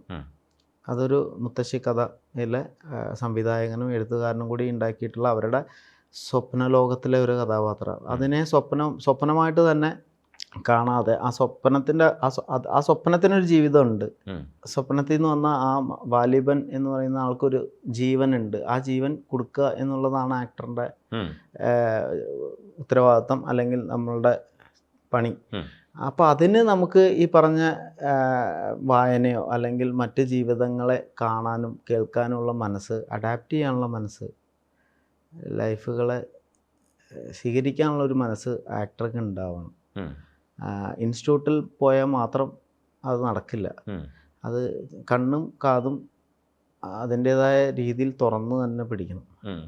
അതായത് നമുക്ക് ഈ പറഞ്ഞ ടെസ്റ്റ് വായിക്കാൻ മലയാളം പഠിച്ചാൽ മതി, അല്ലെങ്കിൽ ഇംഗ്ലീഷ് പഠിച്ചാൽ മതി. അത് ഏത് ഭാഷയിലാണോ എഴുതിയിട്ടുള്ളത് ആ ഭാഷ പഠിച്ചാൽ ടെസ്റ്റ് വായിക്കാം. സബ് ടെസ്റ്റ് വായിക്കണമെങ്കിൽ മനസ്സുണ്ടാവണം. എനിക്ക് എൻ്റെ മുമ്പിലിരിക്കുന്ന ആളെ അദ്ദേഹത്തിൻ്റെ വികാരങ്ങൾ അറിയണമെങ്കിൽ ഞാൻ അത് മനസ്സ് കൊടുക്കണം. തീർച്ചയായിട്ടും ആ മനസ്സ് കൊടുക്കലാണ് അർപ്പണം. നടൻ്റെ ഒരു ഏറ്റവും വലിയ ക്വാളിറ്റി എന്ന് എനിക്ക് തോന്നണം. ഒരു കലാകാരൻ അത്തരം കാര്യങ്ങളൊക്കെ അങ്ങനെ ഉള്ളിലേക്ക് ഈ പല നടന്മാരും അല്ലെങ്കിൽ പുതിയ ആളുകൾക്ക് കൂടുതലും അവർ പറയുന്നത് ഞങ്ങൾക്ക് രാഷ്ട്രീയമില്ല, നമുക്ക് രാഷ്ട്രീയമില്ല. അങ്ങനെ രാഷ്ട്രീയം ഉണ്ടാവണം. നിങ്ങൾ കമ്മ്യൂണിസ്റ്റ് ആവണ്ട, BJP ആവണ്ട, കോൺഗ്രസ് ആവണ്ട, പക്ഷേ രാഷ്ട്രത്തിൽ നടക്കുന്ന വിഷയങ്ങളിൽ നമുക്കൊരു പങ്കുണ്ട്. തീർച്ചയായിട്ടും നമുക്കൊരു അഭിപ്രായം ഉണ്ടാവണം, എന്നും ഉണ്ടാവണം. അതില്ലാത്തവന് നടനല്ല, ഒന്നും ആവാൻ പറ്റില്ല. അല്ല, അവരുടെ അഭിപ്രായം തന്നെ ഒരു രാഷ്ട്രീയ അഭിപ്രായമാണ്. അതെ, മറ്റാരൊക്കെയോ സൃഷ്ടിച്ച ഒരു അഭിപ്രായത്തെ അവർ ഏറ്റു പറയുന്നു എന്നുള്ളതാണ്. കൊടി പിടിക്കാൻ താല്പര്യമില്ല എന്ന് പറയുന്നത് തെറ്റല്ല. അല്ലേ? കൊടി പിടിക്കണ്ട. പക്ഷേ ഈ നാട്ടിൽ നടക്കുന്ന കാര്യങ്ങൾ ഞങ്ങളെ ബാധിക്കുന്നതല്ല എന്ന് പറയുന്നത് തെറ്റാണ്. നമ്മളെ ബാധിക്കുന്നതാണ്. അതൊരു പൗരബോധം ഇല്ലായ്മ. അതെ അതെ. അതൊരിക്കലും നടന്മാരാവാൻ ഉദ്ദേശിക്കുന്ന, നടിയാവാൻ ഉദ്ദേശിക്കുന്നവർ ഒരിക്കലും അങ്ങനെ പറയരുത്. സമൂഹമാണ് നമ്മുടെ പാഠപുസ്തകം. നമ്മുടെ ടെക്സ്റ്റ് ബുക്ക് എന്ന് പറയുന്നത് സമൂഹമാണ്. അപ്പോൾ കലാകാരൻ കൂടുതൽ ഈ കാര്യത്തിൽ കോൺഷ്യസ് ആയിരിക്കണം. അതെ, പത്രം വായിക്കണം. ഇന്ന് ഇപ്പോൾ നടക്കുന്ന കാര്യങ്ങൾ എന്തൊക്കെയാണെന്ന് നമ്മൾ അറിഞ്ഞിരിക്കണം. ക്യാരക്ടറുകളെ പഠിക്കണം. ഈ ഭ്രമയുഗം സിനിമയുടെ ഒരു സബ് ടെക്സ്റ്റിനെ കുറിച്ച് നമ്മൾ പറയുമ്പോൾ അത് ശരിക്കും അതിൻ്റെ ഒരു മെയിൻ ടെക്സ്റ്റ് എന്ന് പറയുന്നത് അതിൻ്റെ പൊളിറ്റിക്കൽ സ്റ്റാൻഡാണ്. ആദ്യന്തം നമ്മൾ നോക്കുന്ന സമയത്ത് അതങ്ങനെയാണ് നോക്കി കാണേണ്ടത്. അവസാനം ആ ബ്രിട്ടീഷുകാർ വന്നിട്ട് ഒരു വെടിയുതിർക്കുമ്പോൾ ഒരു വെറും സ്റ്റേറ്റ്മെൻ്റ് അല്ല, അവിടെ കൃത്യമായ പൊളിറ്റിക്കൽ സ്റ്റേറ്റ്മെൻറ്റ് തന്നെ പറയുന്നുണ്ട്. പക്ഷെ അതിൻ്റെ ആദ്യത്തെ വായന എന്ന് പറയുന്നതോ ആൾക്കാരെ ആകർഷിക്കുന്ന ഘടകം എന്നൊക്കെ പറയുന്നത് ഈ പറയുന്ന പേടിപ്പിക്കലും സാധനങ്ങളൊക്കെ. അത് പേടിയൊന്നും അല്ല, അത് മറ്റൊരു തരത്തിൽ പൊതിഞ്ഞു വെച്ചിരിക്കുന്ന. അതെ, നമ്മൾ ഒരു പക്ഷേ ഒരു OTT-യിലേക്ക് ഇപ്പോൾ പടം റിലീസാവുന്ന സമയത്ത് ആ തരത്തിലായിരിക്കില്ലേ അതിനെ നോക്കി. തീർച്ചയായിട്ടും. അതിനകത്ത് എനിക്ക് ഏറ്റവും ഇഷ്ടപ്പെട്ട ഒരു പൊളിറ്റിക്കൽ വേർഡ് ഞാൻ വായിച്ചെടുത്ത ഒരു വരി എന്ന് പറയുന്നത്, അധികാരത്തിൻ്റെ താക്കോല് ആരുടെ കയ്യിൽ വന്നാലും അത് വിഷയമാണ്. അപ്പോൾ ചേട്ടൻ കുറച്ച് നേരം മുമ്പ് എന്നോട് നമ്മൾ സംസാരിച്ച് പറഞ്ഞല്ലോ, എത്ര വലിയ നടനായാലും ഈ ലൈഫ് സ്റ്റൈൽ ഇങ്ങനെ തന്നെ പോകണം എന്ന് ഉദ്ദേശിക്കുന്നത് എന്തുകൊണ്ടാണെന്ന് ചോദിച്ചതിൻ്റെ ഉത്തരം ഇതാണ്. അധികാരത്തിൻ്റെ താക്കോല് എൻ്റെ കയ്യിൽ വന്നാലും വിഷയമാണ്. അപ്പോൾ അത് വരാതിരിക്കണം. മീൻസ് അങ്ങനെ ആ ഒരു കൊമ്പ് വരരുത് എന്ന് തന്നെയാണ്. അപ്പോൾ അത് എൻ്റെ കയ്യിൽ വന്നാലും നിൻ്റെ കയ്യിൽ വന്നാലും എനിക്ക് താഴെയുള്ളവൻ്റെ കയ്യിൽ വന്നാലും ഇത് തന്നെയാണ് എന്ന് പറയുന്നൊരു ലൈനുണ്ട് അതിൽ. തീർച്ചയായിട്ടും അതാണ് അതിൻ്റെ യഥാർത്ഥ കോർ എന്ന് പറയുന്നത്. സിനിമ ആദ്യന്തം പറയുന്നത് അങ്ങനെ തന്നെ എന്നാണ് ഞാനും വിശ്വസിക്കാൻ ശ്രമിക്കുന്നത്. അത് ഈ ഒരുപക്ഷെ OTT-യിലേക്ക് വരുമ്പോൾ അതിൻ്റെ പൊളിറ്റിക്കൽ സ്റ്റാൻസ് കൂടുതൽ ചർച്ച ചെയ്യപ്പെടും. നമ്മൾ രാജാവും മറ്റൊരു പ്രജകളും എന്നൊരു ധാരണ വന്നാൽ ജനാധിപത്യം ഇല്ലാതെയാവും. ഞാൻ ആരെയും കൊള്ളിച്ച് പറയല്ല കേട്ടോ, മനസ്സിലായി. അങ്ങനെ വരാൻ പാടില്ല. രാജാക്കന്മാരല്ല നമ്മളെ നയിക്കുന്നവർ. നമ്മളെ നേതാക്കന്മാരെന്ന് പറയുന്നത് നമ്മളെ നയിക്കാൻ കഴിവുണ്ട്, അവർക്ക് അതിൻ്റേതായ നോളജ് ഉണ്ട് എന്ന് പറഞ്ഞ് നമ്മൾ അവരുടെ കയ്യിൽ കൊടുത്തേക്കാണ്. തീർച്ചയായിട്ടും ഞങ്ങൾക്ക് വർക്കൊക്കെ ഉള്ളതുകൊണ്ട് പരിപാടിയൊന്ന് നോക്കിത്താ, 5 വർഷത്തേക്ക് നിങ്ങളൊന്ന് നോക്കിത്താന്ന് പറഞ്ഞാൽ നമ്മൾ കൊടുത്തേക്കുന്നത്. അല്ലാതെ നമ്മൾ അവർക്ക് വോട്ട് ചെയ്ത് നമ്മൾ അവരുടെ അടിമയല്ല, ആരുടെയും അടിമയല്ല. നമ്മളൊരിക്കലും പ്രജയല്ല. നമ്മളെ ഭരിക്കുന്നവർ രാജാവുമല്ല. ഭരിക്കുകയല്ല, നയിക്കുകയാണ്. ഭരണം ഇനി വേണ്ടെന്നാണ് എൻ്റെ അഭിപ്രായം. നയിക്കലാണ് വേണ്ടത്, മുന്നോട്ട് നല്ല വഴിയിലേക്ക് നയിക്കുക എന്നുള്ളതാണ്. നമ്മൾ ഇഷ്ടപ്പെടുന്ന പ്രത്യയശാസ്ത്രത്തിൻ്റെ മുൻപേ നടക്കുന്നവരെന്ന് നമ്മൾ വിശ്വസിക്കുന്നവരൊക്കെ ഇങ്ങനെ ചെയ്യുമ്പോൾ സ്വേച്ഛാധിപത്യം കാണിക്കുന്ന സമയത്തൊക്കെ മണികണ്ഠൻ്റെ മനസ്സ് വ്യക്തിപരമായി വേദനിക്കുമോ? തീർച്ചയായിട്ടും. ഇതിപ്പോൾ ഏത് പക്ഷത്തിൽ നടന്നാലും ഇത് തന്നെയാണ് അഭിപ്രായം. അല്ലാതെ ഞാൻ അനുകൂലിക്കുന്ന പക്ഷത്തിൽ, ഇടതുപക്ഷത്തിൽ എന്ത് വേണമെങ്കിലും നടക്കാം, അപ്പുറത്ത് കിടന്നാൽ മാത്രമേ ഇത് വിഷയമുള്ളൊന്നുമില്ല. എനിക്ക് എതിരഭിപ്രായമുള്ള പല കാര്യങ്ങളും ഉണ്ട്, ഞാൻ യോജിക്കാത്ത പല കാര്യങ്ങളും എൻ്റെ കുടുംബത്തിനകത്ത് നടക്കുന്നുണ്ട്. പക്ഷേ അതെൻ്റെ കുടുംബമായതുകൊണ്ട് എനിക്ക് വിഷം കൊടുത്ത് കൊല്ലാൻ പറ്റില്ല. ഞാനത് പറഞ്ഞ് തിരുത്താനും മാറുമെന്നുള്ള പ്രതീക്ഷയോടെയും ജീവിച്ചുകൊണ്ടിരിക്കുന്നു. മാറും, അത് ഇപ്പോഴത്തെ ഒരു ഭ്രമമാണ്. ഈടയിൽ അജിത്തേട്ടൻ്റെ ഞാൻ ഈട എടുത്തു പറയാൻ കാരണം എന്ന് വെച്ചാൽ ഞാൻ ഭയങ്കരമായിട്ട് ഭയപ്പെട്ട ഒരു സിനിമയും കൂടെയാണ്. ചില സാഹചര്യങ്ങളിൽ രാഷ്ട്രീയം കൃത്യമായിട്ട് അടയാളപ്പെടുത്താൻ കഴിയുന്ന പടങ്ങൾ കാണുമ്പോൾ നമുക്ക് തന്നെ തോന്നും, അയ്യോ ഇത് ശരിക്കും റിയലിസ്റ്റിക് ആയിട്ടാണ് പറയുന്നത് തോന്നും. ഒരുപാട് പേടിപ്പിച്ചൊരു സിനിമയായിരുന്നു ആ സിനിമയുടെ മേക്കിങ്ങും. ഇല്ലെങ്കിൽ അജിത്തേട്ടൻ്റെ കൂടെ അങ്ങനെ ഒരു സിനിമ ചെയ്യുമ്പോഴൊക്കെ അതിൻ്റെ രാഷ്ട്രീയവും അത് കൈകാര്യം ചെയ്യുന്ന വിഷയത്തിൻ്റെ ഒരു ഡെപ്തും ഒക്കെ മണികണ്ഠൻ ശ്രദ്ധിച്ചിരുന്നു. അത് എങ്ങനെയായിരുന്നു അന്ന്? അജിത്തേട്ടന് കൃത്യമായിട്ടുള്ള ഒരു രാഷ്ട്രീയ ബോധമുള്ള ഒരാളാണ്. കണ്ണൂരിൻ്റെ രാഷ്ട്രീയമാണ് പറഞ്ഞിട്ടുള്ളത്, അജിത്തേട്ടൻ്റെ രാഷ്ട്രീയം അല്ല അത് പറഞ്ഞിട്ടുള്ളത്. കണ്ണൂരിൻ്റെ രാഷ്ട്രീയം പറയുമ്പോൾ അതിനകത്ത് വെള്ളം ചേർക്കാതെ, അതിനകത്ത് മായം ചേർക്കാതെ മാക്സിമം നല്ല രീതിയിൽ കൃത്യമായി സത്യസന്ധമായി പറയണം എന്ന് ഒരു നിർബന്ധം അജിത്തേട്ടൻ അതിൽ കാണിച്ചിട്ടുണ്ട്. അപ്പോൾ അതുകൊണ്ട് തന്നെ രണ്ട് പക്ഷത്തുമുള്ള പ്രശ്നങ്ങളെ എടുത്ത് കാണിച്ചിട്ടുണ്ട്. ഒരാൾക്ക് മാത്രമല്ല, ഒരു കാലിലും മാത്രമല്ല മന്ത്, 2 കാലിലും മന്തുണ്ട് എന്നാണ് ആ സിനിമ കാണിക്കുന്നത്. അപ്പോൾ അതുകൊണ്ട് തന്നെ അതിനെ കാണാൻ പോലും തയ്യാറാക്കാത്ത ആളുകളുണ്ട്. അത്ര കൃത്യമായി രാഷ്ട്രീയം പറഞ്ഞാൽ നാട്ടിൽ വിജയിക്കില്ല. ഏതെങ്കിലും ഒരു പക്ഷത്ത് നിന്ന് രാഷ്ട്രീയം പറയണം. അത് നമ്മളുടെ ഒരു വിധിയാണ്. അത് മനോഹരമായൊരു സിനിമയായിരുന്നു, പക്ഷേ കമേഴ്സ്യലി അത് സക്സസ് ആയില്ല. ഞാൻ അത്രയും ക്രിയേറ്റീവ് ആയിട്ടുള്ളൊരു സിനിമ ആ കാലത്ത് ഞാൻ കണ്ടിട്ടുണ്ടായിരുന്നില്ല. ഞാൻ ഫേസ്ബുക്കിൽ കുറിപ്പ് വരെ എഴുതേണ്ടി വന്നു. കാരണം ഞാൻ അങ്ങനെ എഴുതുന്ന ഒരാളല്ല, പക്ഷേ ഞാൻ എനിക്ക് എഴുതിയേ പറ്റുമെന്ന് തോന്നി. അത്രയും എന്നെ പേടിപ്പിച്ച ഒരു രാഷ്ട്രീയ സാഹചര്യത്തെക്കുറിച്ച് അറിയിച്ചു. ഈ തമിഴ് സിനിമകളിലും കോബ്ര ഉൾപ്പെടെയുള്ള സിനിമകളിൽ പോയി അഭിനയിക്കുമ്പോൾ നമ്മളെ തമിഴിലേക്ക് എടുത്തത് എന്തുകൊണ്ടാണെന്നാണ് മണികണ്ഠൻ വിശ്വസിക്കുന്നത്? മണികണ്ഠൻ എന്തുകൊണ്ടായിരിക്കും തമിഴിൽ ചൂസ് ചെയ്തത്? എനിക്കതിപ്പം മനസ്സിലായിട്ടില്ല. അതായത് പേട്ട എന്ന് പറഞ്ഞ സിനിമയിൽ രജനി സാറിൻ്റെ പടത്തിൽ വിളിക്കുന്നത് കാർത്തി സുബ്രാജ് എന്ന് പറയുന്ന സംവിധായകന് അവരൊരു സ്റ്റോൺ ബെഞ്ച് എന്ന് പറയുന്ന ഒരു കൂട്ടായ്മയുണ്ട്. ഒരു പഠിക്കുന്ന കാലം തൊട്ട് ഉള്ളൊരു ടീമിന് അവരിട്ടിരിക്കുന്ന ഒരു പേര്, ഇപ്പോൾ ക്രിക്കറ്റ് ടീം പോലെയൊക്കെ അവരിട്ടിരിക്കുന്ന ഒരു പേരായിരുന്നു സ്റ്റോൺ ബെഞ്ച്. അവർ സിനിമയൊക്കെ ചെയ്യുന്നതിനേ മുമ്പുള്ള ഒരു ടീമാണത്. അപ്പോൾ അവരിൽ നിന്ന് ഓരോരുത്തർ എഴുതാനും ക്യാമറ ചെയ്യാനും സംവിധാനം ചെയ്യാനും അഭിനയിക്കാനൊക്കെ തുടങ്ങി.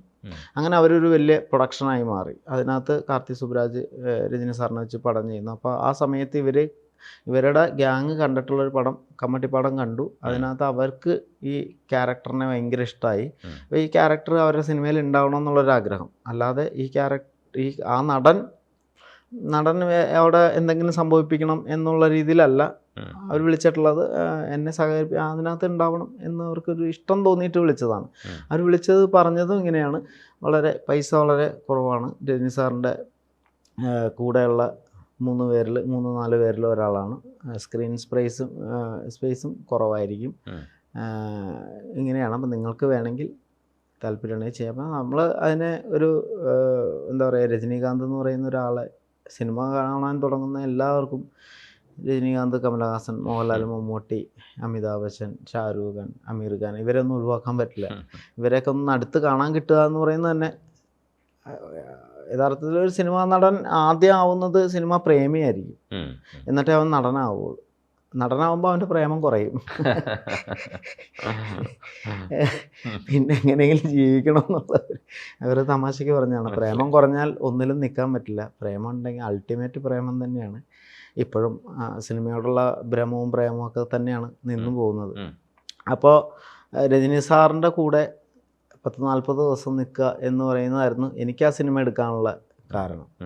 പിന്നീട് അവിടെ നിന്ന് വിളിച്ചിട്ടുള്ള ഒരു പടത്തിലും എന്നെ ഒരു കഥാപാത്രത്തിൻ്റെ മൂല്യം അല്ലെങ്കിൽ എൻ്റെ അഭിനയത്തിൻ്റെ മൂല്യത്തിനോ അങ്ങനെയൊന്നും വിളിച്ചായിട്ട് ഈ കണക്ഷൻ, ഈ ബന്ധം ഒരു നിങ്ങൾ ഉണ്ടാവണം എന്നുള്ളൊരു സ്നേഹം എന്നൊക്കെ തോന്നുന്ന രീതിയിലല്ലാതെ വേറെ വലിയ വിളികളൊന്നും എനിക്ക് തമിഴിൽ നിന്ന് വന്നിട്ടില്ല. പക്ഷേ ഇവിടെ ഞാൻ ആദ്യകാലങ്ങളിൽ സിനിമ അന്വേഷിക്കുമ്പോൾ എന്നോട് ഇവിടുത്തെ പലരും പറഞ്ഞത്, നീ തമിഴിൽ അന്വേഷിച്ചാൽ ഇപ്പോഴും എന്നോട് പറയുന്ന തമിഴിൽ ഒരു പടം നീ നന്നായി ചെയ്താൽ നീ രക്ഷപ്പെടും. എൻ്റെ രൂപം തമിഴിന് പറ്റിയതാണ്.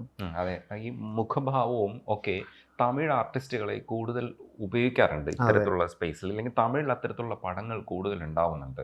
അപ്പോൾ ഒരുപക്ഷെ അതുകൊണ്ടായിരിക്കാം ഈ തമിഴിലേക്ക് സെലക്ട് ചെയ്യപ്പെട്ടു എന്നാണ് ഞാനും മനസ്സിലാക്കുന്നത്. അവർക്ക് ആവശ്യമുണ്ട് മണികണ്ഠൻ്റെ മുഖം. പക്ഷെ എനിക്ക് അങ്ങനെ അവർക്ക് ആവശ്യം എന്താ വെച്ചാൽ എൻ്റെ മുഖം അവിടെ റെയർ അല്ല, ഇവിടെ റെയർ, അവിടെ ഇഷ്ടം പോലെ ഉണ്ട്. ഇവിടെ റെയറായിട്ട് തോന്നുന്നത് ഇവിടെ അധികം ഇല്ലാത്തതുകൊണ്ടാണ്. ഇവിടെ ഉപയോഗിക്കപ്പെട്ട ആളുകൾ വളരെ കുറവ്. ഇപ്പോൾ വിനായകൻ ചേട്ടൻ, വിനായകൻ ചേട്ടൻ ഇപ്പോൾ നമ്മുടെ ഈ പടത്തിൽ അഞ്ചക്കള്ള കോക്കാനിൽ പ്രവീൺ എന്ന് പറഞ്ഞിട്ട് കമ്മട്ടിപ്പാടത്തിൽ വിനായകൻ ചേട്ടൻ അനിയനായിട്ട് ചെയ്തിട്ടുള്ള, അതേപോലെ സുമേഷ് മോർ, അങ്ങനെ കുറച്ച് പേര്. ഇപ്പോൾ വേടൻ, അവരൊക്കെ നമ്മളുടെ ഒരു ടോണാണ്, ഒരു ദ്രാവിഡീയ സ്വഭാവമുള്ള ആളുകളാണ്. അപ്പോൾ അത് ഇവിടെ കുറവായതുകൊണ്ട് ഇവിടെ ഉള്ളവർ പറയും അവിടെ പോയാൽ ക്ലിക്കാവുന്നു. പക്ഷെ അവിടെ ഉള്ളത് മൊത്തം അങ്ങനെയാണ്. ഇങ്ങനത്തെ ഒരുപാട് ആൾക്കാരുണ്ട്. പിന്നെ നമ്മളൊരു സ്പേസ് ഉണ്ടാക്കിയെടുക്കുക എന്ന് പറഞ്ഞാൽ അത് ചെറിയ കാര്യമല്ല. ഇപ്പം ഇവിടെ ഇത്ര കൊല്ലം നിന്നിട്ടാണ് ഇവിടെ ഒരു സ്പേസ്, ഞാൻ ജനിച്ച് വളർന്നിട്ടാണ് എനിക്ക് കേരളത്തിലൊരു സ്പേസ് ഉണ്ടായത്. അപ്പം ഞാൻ ഇവിടെ ജനിച്ച് 10-25 കൊല്ലം ഇവിടെ ജീവിച്ചിട്ട് ഒരു 4 കൊല്ലം ചെന്നൈ പോയി നിന്നാൽ 4 കൊല്ലം കൊണ്ട് എനിക്ക് ചെന്നൈയിൽ തമിഴ്നാട്ടിലൊരു സ്പേസ് ഉണ്ടാക്കിയെടുക്കാൻ പറ്റുമെന്ന് വളരെ ചുരുക്കമാണ്. ഒരു റൗണ്ട് അടിക്കാൻ പറ്റും. ഒരു റൗണ്ട് എന്ന് പറയുന്നത് ഒരു 10 സിനിമയാണ്. ഒരു റൗണ്ട് നമുക്ക് അടിച്ചിട്ട് വരാൻ പറ്റും. പക്ഷെ ഒരു സ്പേസ് ഉണ്ടാക്കി അവിടെ ഇരിക്കണമെങ്കിൽ കുറച്ച് ബുദ്ധിമുട്ടാണ്. അങ്ങനെ ഉണ്ടാക്കിയിട്ടുള്ള മലയാളികൾ വളരെ കുറവാണ്. മണിച്ചേട്ടൻ ഉണ്ടാക്കിയിട്ടുണ്ട്, മമ്മൂക്ക, ലാലേട്ടൻ, അങ്ങനെ ജയറാമേട്ടൻ, അവരൊക്കെ ഉണ്ടാക്കിയിട്ടുള്ളവരാണ് അങ്ങനൊരു സ്പേസ്. അതിന് കുറച്ച് അധികം സമയവും കഷ്ടപ്പാടും നമ്മൾ അവിടെ തന്നെ ഫോക്കസ് ചെയ്ത് നിൽക്കണം. അവിടെ ഇവിടെയൊക്കെ ആയിട്ട് നിന്ന് കഴിഞ്ഞാൽ ബുദ്ധിമുട്ടായിരിക്കും. എന്നെ സംബന്ധിച്ച് മലയാളത്തിൽ തന്നെ നിൽക്കുക, ഇവിടെ തന്നെയാണ് എൻ്റെ സ്പേസ്, ഇവിടെയാണ് ഞാൻ ജനിച്ചത്, ഇവിടെയാണ് ഞാൻ വളർന്നത്, ഇവിടെയാണ് തീരാൻ പോകുന്നത്. അപ്പോൾ എൻ്റെ കർമ്മം നടക്കേണ്ടത് ഇവിടെയാണ്, എൻ്റെ പണം ഉപയോഗിക്കേണ്ടത് ഇവിടെയാണ്, ഞാൻ വീട് വയ്ക്കേണ്ടതും വീട് വെച്ച് താമസിക്കേണ്ടതും കടം വാങ്ങേണ്ടതും കടം തിരിച്ചു കൊടുക്കേണ്ടതൊക്കെ ഇവിടെയാണ്. ഇടയ്ക്ക് അവിടെ പോയി ഗസ്റ്റ് എന്നുള്ള നിലയിൽ നമ്മൾ ടൂർ പോകുന്ന പോലെ പോയിട്ട് വരിക എന്നല്ലാതെ അന്യഭാഷയിൽ സ്ഥിരമായി ഇന്ന് അവിടുത്തെ ഒരു കോടീശ്വരനായി അങ്ങനെയൊന്നും സ്വപ്നം കാണാനില്ല. ഈ മണികണ്ഠൻ സംസാരിക്കുന്നതിൻ്റെ പൊളിറ്റിക്കൽ ലൈൻ എന്ന് പറയുന്നത് കുറച്ചുകൂടെ പഠിച്ച് പറയുന്ന ഒരു സംഗതിയാണ്. ഈ പഠിത്തത്തിൽ ഈ പറയുന്ന കലാപ്രവർത്തനവുമായി ബന്ധപ്പെട്ട് നടക്കുമ്പോൾ മനസ്സിലാക്കിയതല്ലാതെ ഏതെങ്കിലും തരത്തിൽ ആരോടെങ്കിലുമൊക്കെ അങ്ങനെ ഡീപ്പായിട്ട് സംസാരിക്കാറുണ്ടോ? ഈ കലാപ്രവർത്തനവുമായി ബന്ധപ്പെട്ട് സംസാരിക്കുന്നതല്ലാതെ സുഹൃത്തുക്കളൊക്കെ അങ്ങനെ ഒരു സുഹൃത്തുക്കളെന്ന് വെച്ചാൽ എനിക്ക് കൂടുതലും ഇടതുപക്ഷ സുഹൃത്തുക്കളാണ്. ഷാബു കെ മാധവൻ, ദിനേശൻ ചേട്ടൻ, പിന്നെ അങ്ങനെ കുറേ രാഷ്ട്രീയ ചേട്ടന്മാരുണ്ട്. ഇവരായിട്ടൊക്കെ ഞാൻ തർക്കിക്കും, തല്ലുപിടിക്കും. ഞാൻ ഇടതുപക്ഷത്തിനെതിരെ പറയും. അപ്പോൾ അവർ കൃത്യമായ പക്ഷം പറയും. അപ്പോൾ അത് നല്ലത് എടുക്കും. ഞാൻ ഇടതിൻ്റെ പണി തന്നെ അതാണ്. ഞാൻ അത് ശരിയായില്ല ഇത് ശരിയായില്ല എന്ന് പറയുമ്പോൾ അതിൻ്റെ ശരി എന്താണെന്ന് കൃത്യമായിട്ട് അവർ പറഞ്ഞു തരും. അപ്പോൾ ആ ശരി ഞാൻ എടുക്കും. അങ്ങനെയുള്ള ഈ പിന്നെ നാടകങ്ങൾ ഞാൻ കളിച്ചിട്ടുള്ള ഗലീലിയോ, അതേപോലത്തെ ഞാൻ പഠിച്ചത് ചന്ദ്രനും ഭൂമിയും അല്ലെങ്കിൽ നക്ഷത്രങ്ങളും ഗോളങ്ങളും എന്നൊക്കെ പറയുന്ന സയൻസൊക്കെ പഠിച്ചത് ഞാൻ നാടകത്തിലാണ്. ഞാൻ പുരാണം പഠിച്ചത് നാടകത്തിലൂടെ. ഞാൻ ഒന്നും സ്കൂളിൽ നിന്ന് പഠിച്ചിട്ടില്ല. അപ്പോൾ നാടകവും നാടക ചേട്ടന്മാരും തന്നെയാണ് ഈ ചർച്ചകളും. പിന്നെ കിഴക്കേക്കോട്ടയിൽ തൃപ്പൂണിത്തുറ കിഴക്കേക്കോട്ട ജംഗ്ഷനിൽ ജബ്ബാറിക്കയുടെ ഒരു ചായക്കടയുണ്ട്. ജബ്ബാറിക്കയുടെ കടയിൽ എല്ലാ മതസ്ഥരും എല്ലാ രാഷ്ട്രീയ പ്രവർത്തകരൊക്കെ ചായ കുടിക്കാൻ വന്നിരുന്നിട്ട് ചർച്ച നടത്തുന്ന ഒരു കടയാണത്. രാവിലെ ഇടിയാണെന്ന് തോന്നുന്നു നമുക്ക്. നമ്മുടെ ഇപ്പോഴത്തെ ചാനൽ ചർച്ചകളല്ലേ, അത് പണ്ടേ ഉള്ളതാണ് അവിടെ. മൈക്കും അവതാരകനും ഇല്ലയെന്നേ ഉള്ളൂ. ഇങ്ങനെ വിഷയം എടുത്ത് ഇടുക, എന്നിട്ട് അത് അങ്ങോട്ടും ഇങ്ങോട്ടും സംസാരിക്കുക. അപ്പോൾ ഇതൊക്കെ ഇങ്ങനെ കേട്ടിരിക്കും. അങ്ങനത്തെ കുറേ. പിന്നെ ചാരാ ഷാപ്പുകളിൽ നിന്നും ബാറുകളിൽ നിന്നും ഒക്കെ ജ്ഞാനികളുടെ പ്രഭാഷണങ്ങൾ ഒരുപാട് കേട്ടിട്ടുണ്ട്. രണ്ട് സ്പിരിറ്റ് ആണല്ലോ, രണ്ട് സ്പിരിറ്റ് അടിച്ചവരാണ്. ഈ ഫിലോസഫി പറയുന്ന രണ്ടും സ്പിരിറ്റ് അടിച്ച് കയറ്റിയവരാണ്. മറ്റവർ ആത്മീയ സ്പിരിറ്റ് അടിച്ചവർ, ഇവർ എല്ലാ സ്പിരിറ്റിലും പ്രശ്നങ്ങളുണ്ട്. അതെ. മണികണ്ഠ, മറ്റൊന്ന്, നമ്മൾ സൈനയിൽ മുക്കോൻ എന്ന് പറയുന്ന ഒരു ഫിലിം പുറത്ത് വരാൻ പോകുന്നുണ്ട്. ഷോർട്ട് ഫിലിമാണ്. ഈ മുക്കോൻ ഞാൻ കണ്ടപ്പോൾ എന്തുകൊണ്ട് മണികണ്ഠനെ അവർ ചൂസ് ചെയ്തു എന്നുള്ളത് എനിക്ക് മനസ്സിലാവുന്നുണ്ട്. മണികണ്ഠൻ ഒരു പൊളിറ്റിക്കൽ സ്റ്റാൻഡുമായിട്ട് അതിന് ഒരുപാട് ബന്ധമുണ്ട്. അതായത് ഞങ്ങൾ ഇവിടെ പണിയെടുക്കുന്നുണ്ട്, ഞങ്ങൾ ഇങ്ങനെ കുറച്ച് പണിയെടുക്കുന്ന പാവങ്ങളാണ്, ഈ കാര്യങ്ങൾ നിങ്ങൾ അഡ്രസ്സ് ചെയ്യണം എന്നുള്ള അർത്ഥത്തിലാണ് അതിൻ്റെ ഒരു നറേഷൻ. ആ തരത്തിലാണ് അത്തരം സംരംഭങ്ങളിലൊക്കെ ഇങ്ങനെ ഇടപെടുമ്പോൾ ഒരു നാടകപ്രവർത്തകൻ്റെ ഒരു തുടർച്ചയാണ് ഞാൻ കാണുന്നത്. നാടകപ്രവർത്തകൻ പലപ്പോഴും ചില കാര്യങ്ങളൊക്കെ സഫർ ചെയ്ത് മുണ്ടുമുറുക്കിയെടുത്ത് അയാൾ തട്ടി നിൽക്കുമ്പോൾ ചില ആശയങ്ങളോടൊക്കെ കൂടെ നിൽക്കുകയാണ്, അത് നമ്മുടെ ഉത്തരവാദിത്വമാണെന്നൊക്കെ തോന്നലാണ്. ആ ഭാഗവും കൂടിയാണിത്. ഇപ്പോൾ സിനിമയിൽ അഭിനയിച്ച് കാശ് കിട്ടണമെന്ന് വിചാരിക്കുമ്പോഴും ഇത്തരം സാധനങ്ങളൊക്കെ ചൂസ് ചെയ്യുന്നത് ഇത്തരമൊരു തുടർച്ച കണ്ടെത്തലാണോ ശരിക്കും? തീർച്ചയായിട്ടും. അതിനകത്ത് ഒരു പൊളിറ്റിക്സ് പറയുന്നുണ്ട്. അത് ഞാൻ വിശ്വസിക്കുന്ന പൊളിറ്റിക്സിനെതിരെയുള്ളതാണ്. പക്ഷേ എതിരെയുള്ള ആയതുകൊണ്ട് ഞാനത് പറയാതിരിക്കേണ്ട കാര്യമില്ല. അത് തെറ്റാണോ ശരിയാണോ എന്നാണ് ഞാൻ നോക്കേണ്ടത്. എനിക്കതിൽ ശരിയുണ്ടെന്ന് തോന്നി. ആ ശരി അവരുടെ ആ പിള്ളേർ തിരുവനന്തപുരത്ത് ഈ കടലോര പ്രദേശത്ത് ജീവിക്കുന്ന അവർ അവിടുത്തെ കഷ്ടപ്പാടുകളും ദുരിതങ്ങളൊക്കെ അനുഭവിക്കുന്നവരും കണ്ടവരുമാണ്. ഈ കൊറോണ സമയത്തും അല്ലെങ്കിൽ അങ്ങനത്തെ ക്രൈസിസ് വരുമ്പോൾ ഉള്ള സമയത്തൊക്കെ അവരുടെ അവസ്ഥയൊക്കെ വളരെ മോശമാണ്. അപ്പോൾ നമ്മളുടെ ഇവിടെ ആര് ഭരിച്ചാലും ഈ പറഞ്ഞ കാട്ടിലേക്കും കടലിലേക്കും ഒക്കെ കണ്ണു പോകുന്നത് ഒരുപാട് വൈകിയാണ്. നാട് മുഴുവൻ ചുറ്റി കറങ്ങി കഴിഞ്ഞിട്ടേ കാടും കടലും ഒക്കെ നമ്മൾ കാണുള്ളൂ. ഈ കാട്ടിലും കടലിലും മനുഷ്യത തന്നെ ഉണ്ട് എന്ന് പറയുന്ന കുറേ സാധനങ്ങൾ അതിനകത്ത് പറയുന്നുണ്ട്. എന്നാൽ ഈ നാട്ടിലുള്ളവർക്ക് വേണ്ടി ആ കാട്ടിലും കടലിലും അവർ പണിയെടുക്കുന്നുണ്ട്. ഈ അഭിനയത്തിൽ നിൽക്കുമ്പോൾ നമ്മളെ എക്സൈറ്റ് ചെയ്യിപ്പിക്കുന്ന ചില ഘടകങ്ങളുണ്ടാവും. ചിലപ്പോൾ ചിലരെ ഒപ്പം അഭിനയിക്കാൻ കഴിയുന്നതായിരിക്കും, ഒരു ഷോട്ട് ഇന്ന ആൾക്കൊപ്പം ചെയ്യാൻ കഴിയുന്നതായിരിക്കും ചിലപ്പോൾ എക്സൈറ്റ്മെൻ്റ് എന്ന് പറയുന്നത്. ചിലത് ചില അഭിപ്രായങ്ങൾ കേൾക്കുമ്പോഴായിരിക്കും. ചിലർ വന്നിട്ട് വളരെ കീനായിട്ട്, ഇപ്പോൾ ഭ്രമയുഗത്തിലെ 3 ഭാവങ്ങളും കൊണ്ടുവരാൻ കഴിഞ്ഞു എന്നൊരു പ്രേക്ഷകൻ വന്ന് നമ്മുടെ അടുത്ത് പറയുമ്പോഴോ, ഇല്ലെങ്കിൽ ഒരു ആർട്ടിസ്റ്റോ ഇല്ലെങ്കിൽ ഒരു സംവിധായകനോ എന്ന് പറയുമ്പോഴോ ഒക്കെ നമുക്ക് സ്വയം അവാർഡ് കിട്ടിയതുപോലെ ഒരു ഫീൽ ഉണ്ടാവും. അത്തരം ഫീല് ഒരു എനർജിയാണ്. ഒരുപക്ഷെ സിനിമയിൽ പിടിച്ചു നിർത്തുന്ന ഇത്തരം അഭിപ്രായങ്ങൾ കൂടിയായിരിക്കില്ലേ? തീർച്ചയായിട്ടും നമുക്ക് സാമ്പത്തികം കുറഞ്ഞുകൊണ്ടിരുന്നാലും കുഴപ്പമില്ല, കയ്യടി കുറഞ്ഞാൽ പിടിച്ചു നിൽക്കാൻ പറ്റില്ല. കയ്യടി കുറയുന്നതാണ് ഏറ്റവും വലിയ പ്രശ്നം. കയ്യടി കിട്ടുന്നില്ല എന്നുള്ളതാണ്. പക്ഷേ ഇപ്പോഴും എനിക്ക് സാമ്പത്തികമായിട്ട് പ്രശ്നങ്ങൾ തന്നെയാണ്. പക്ഷേ അഞ്ചകള്ള കോക്കാൻ എന്ന് പറയുന്ന സിനിമ എന്നെ വല്ലാതെ ഒരു പഴയ 2016 എത്തിച്ചു. കയ്യടിക്കടാ ഒരു കയ്യടി എനിക്ക് കിട്ടി. എൻ്റെ എൻട്രി അത് ഞാൻ പടം എല്ലാവരും കാണട്ടെ, എക്സൈറ്റഡാണ് ഞാൻ അതിൽ. അപ്പോൾ കയ്യടിയും ഈ പറയുന്ന ജെന്യുവനായിട്ടുള്ള അഭിപ്രായങ്ങളും അത് നമ്മളെ പൊക്കിക്കൊണ്ട് മാത്രമല്ല, നമ്മളുടെ തെറ്റ് കണ്ടെത്തി പറയുന്നത് നമുക്കിഷ്ടമാണ്. എനിക്കത് കാണാൻ പറ്റിയില്ലല്ലോ, അപ്പം ഞാൻ ഇനിയും ശ്രദ്ധിക്കാനുണ്ട് എന്ന് മനസ്സിലാക്കി തരുന്നതും താല്പര്യമുള്ള ഒരാളാണ്. രാ എന്ന് പറയുന്നൊരു സിനിമ ചെയ്തിട്ടുണ്ട്. അതിപ്പോൾ ഫെസ്റ്റിവലിനൊക്കെ അയച്ച് തുടങ്ങിയിട്ടുണ്ട്. OTT ശ്രമിച്ചുകൊണ്ടിരിക്കുകയാണ്. ഗിരീഷ് PC പാലം എന്ന് പറയുന്ന ഒരു നാടക സംവിധായകൻ, എഴുത്തുകാരൻ, അദ്ദേഹം സംവിധാനം ചെയ്തിട്ടുള്ളൊരു സിനിമയാണ്. അതിനകത്ത് ഒരു സീൻ കണ്ടിട്ട് അതിൻ്റെ ട്രെയിലർ അവർ ഇറക്കിയായിരുന്നു. അപ്പോൾ അത് കണ്ടിട്ട് എൻ്റെ ഒരു നാടക ഗുരു അദ്ദേഹം എനിക്കൊരു എഴുത്ത് എഴുതി. അതിൽ എഴുതിയിട്ടുള്ളത് ഇന്ത്യൻ സിനിമയിൽ ഇതുവരെ ഒരു നടനും ചെയ്യാത്ത ഒരു രംഗം നീ ഇതിൽ ചെയ്തിട്ടുണ്ട്.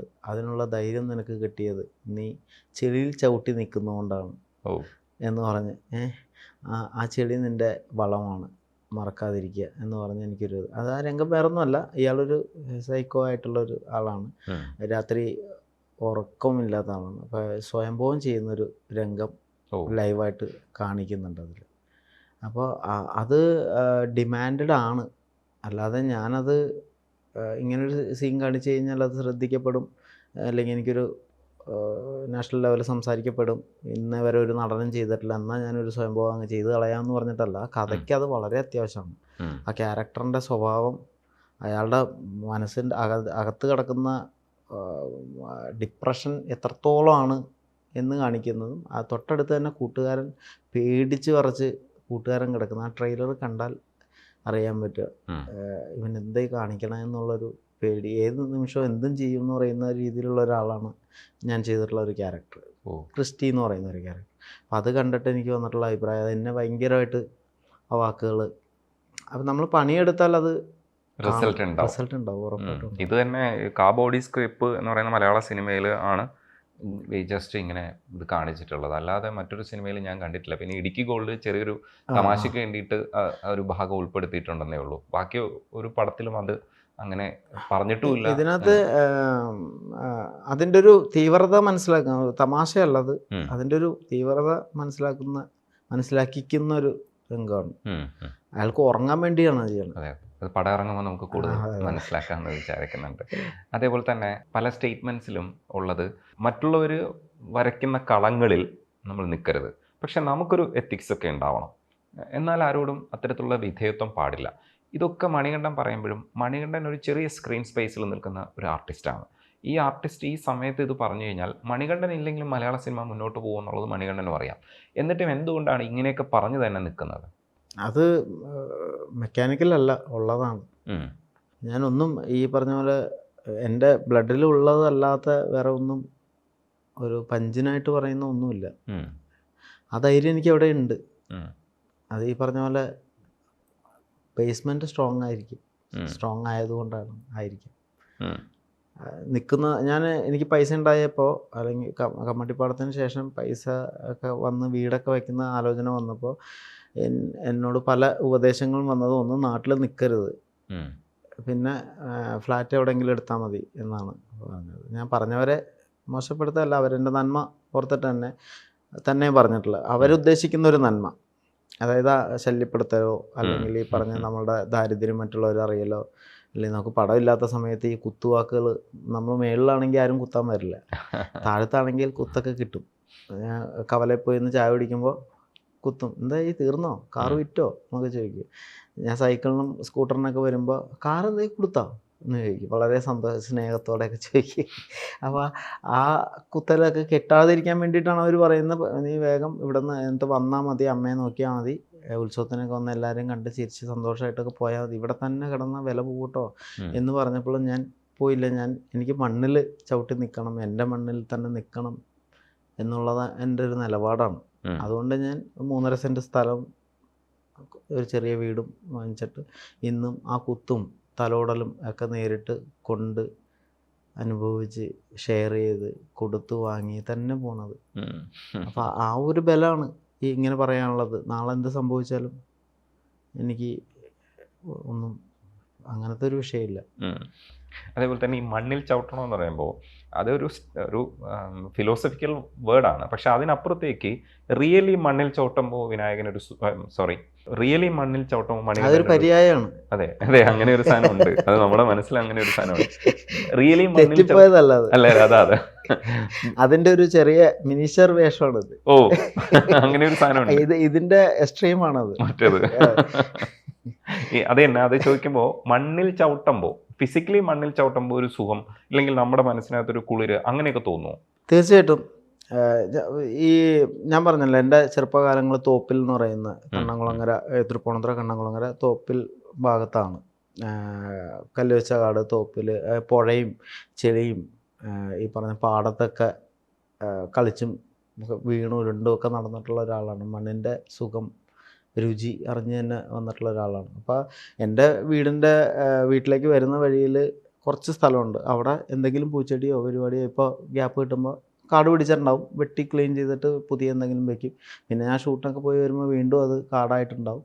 അപ്പോൾ തുടർച്ചയായിട്ട് ഇത് തന്നെ ചെയ്തുകൊണ്ടിരിക്കും. അപ്പോൾ അവിടെ ഉള്ളവരൊക്കെ പറയും, അവിടെ നമുക്ക് മറ്റേ കല്ല് വിരിച്ച് കഴിഞ്ഞാൽ അല്ലെങ്കിൽ മറ്റേ ഇത് വെച്ച് കഴിഞ്ഞാൽ പിന്നെ കാട് പിടിക്കുക, അവിടെ പുഴുക്കൾ വരിക, അല്ലെങ്കിൽ ചിലത് കരിഞ്ഞു പോവുക, ഇതൊക്കെ പ്രകൃതി നിയമമാണ്. അതൊക്കെ നടക്കണ പോലെ നടന്നുകൊണ്ടേ നമ്മൾ പണിയെടുക്കുക. അത് കാട് പിടിക്കുമ്പോൾ കാട് വെട്ടി വൃത്തിയാക്കി പുതിയത് വയ്ക്കും. അത് കുറച്ച് നാൾ പൂത്ത് ഉലഞ്ഞ് അങ്ങനെ നിന്ന് സന്തോഷിച്ച് അത് കരിഞ്ഞങ്ങ് പോവും. അപ്പോൾ അടുത്തത് വയ്ക്കും. കരിഞ്ഞു പോകുന്നു എന്ന് പറഞ്ഞുകൊണ്ട് നമ്മൾ വെക്കാതിരിക്കേണ്ട കാര്യമില്ലല്ലോ.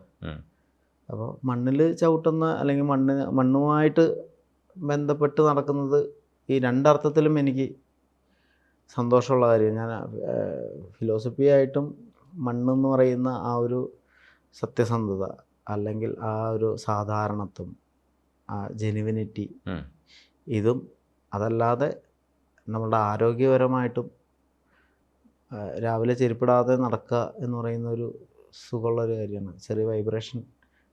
ആ പണ്ട് ഉണ്ടായിരുന്ന ഒരു 23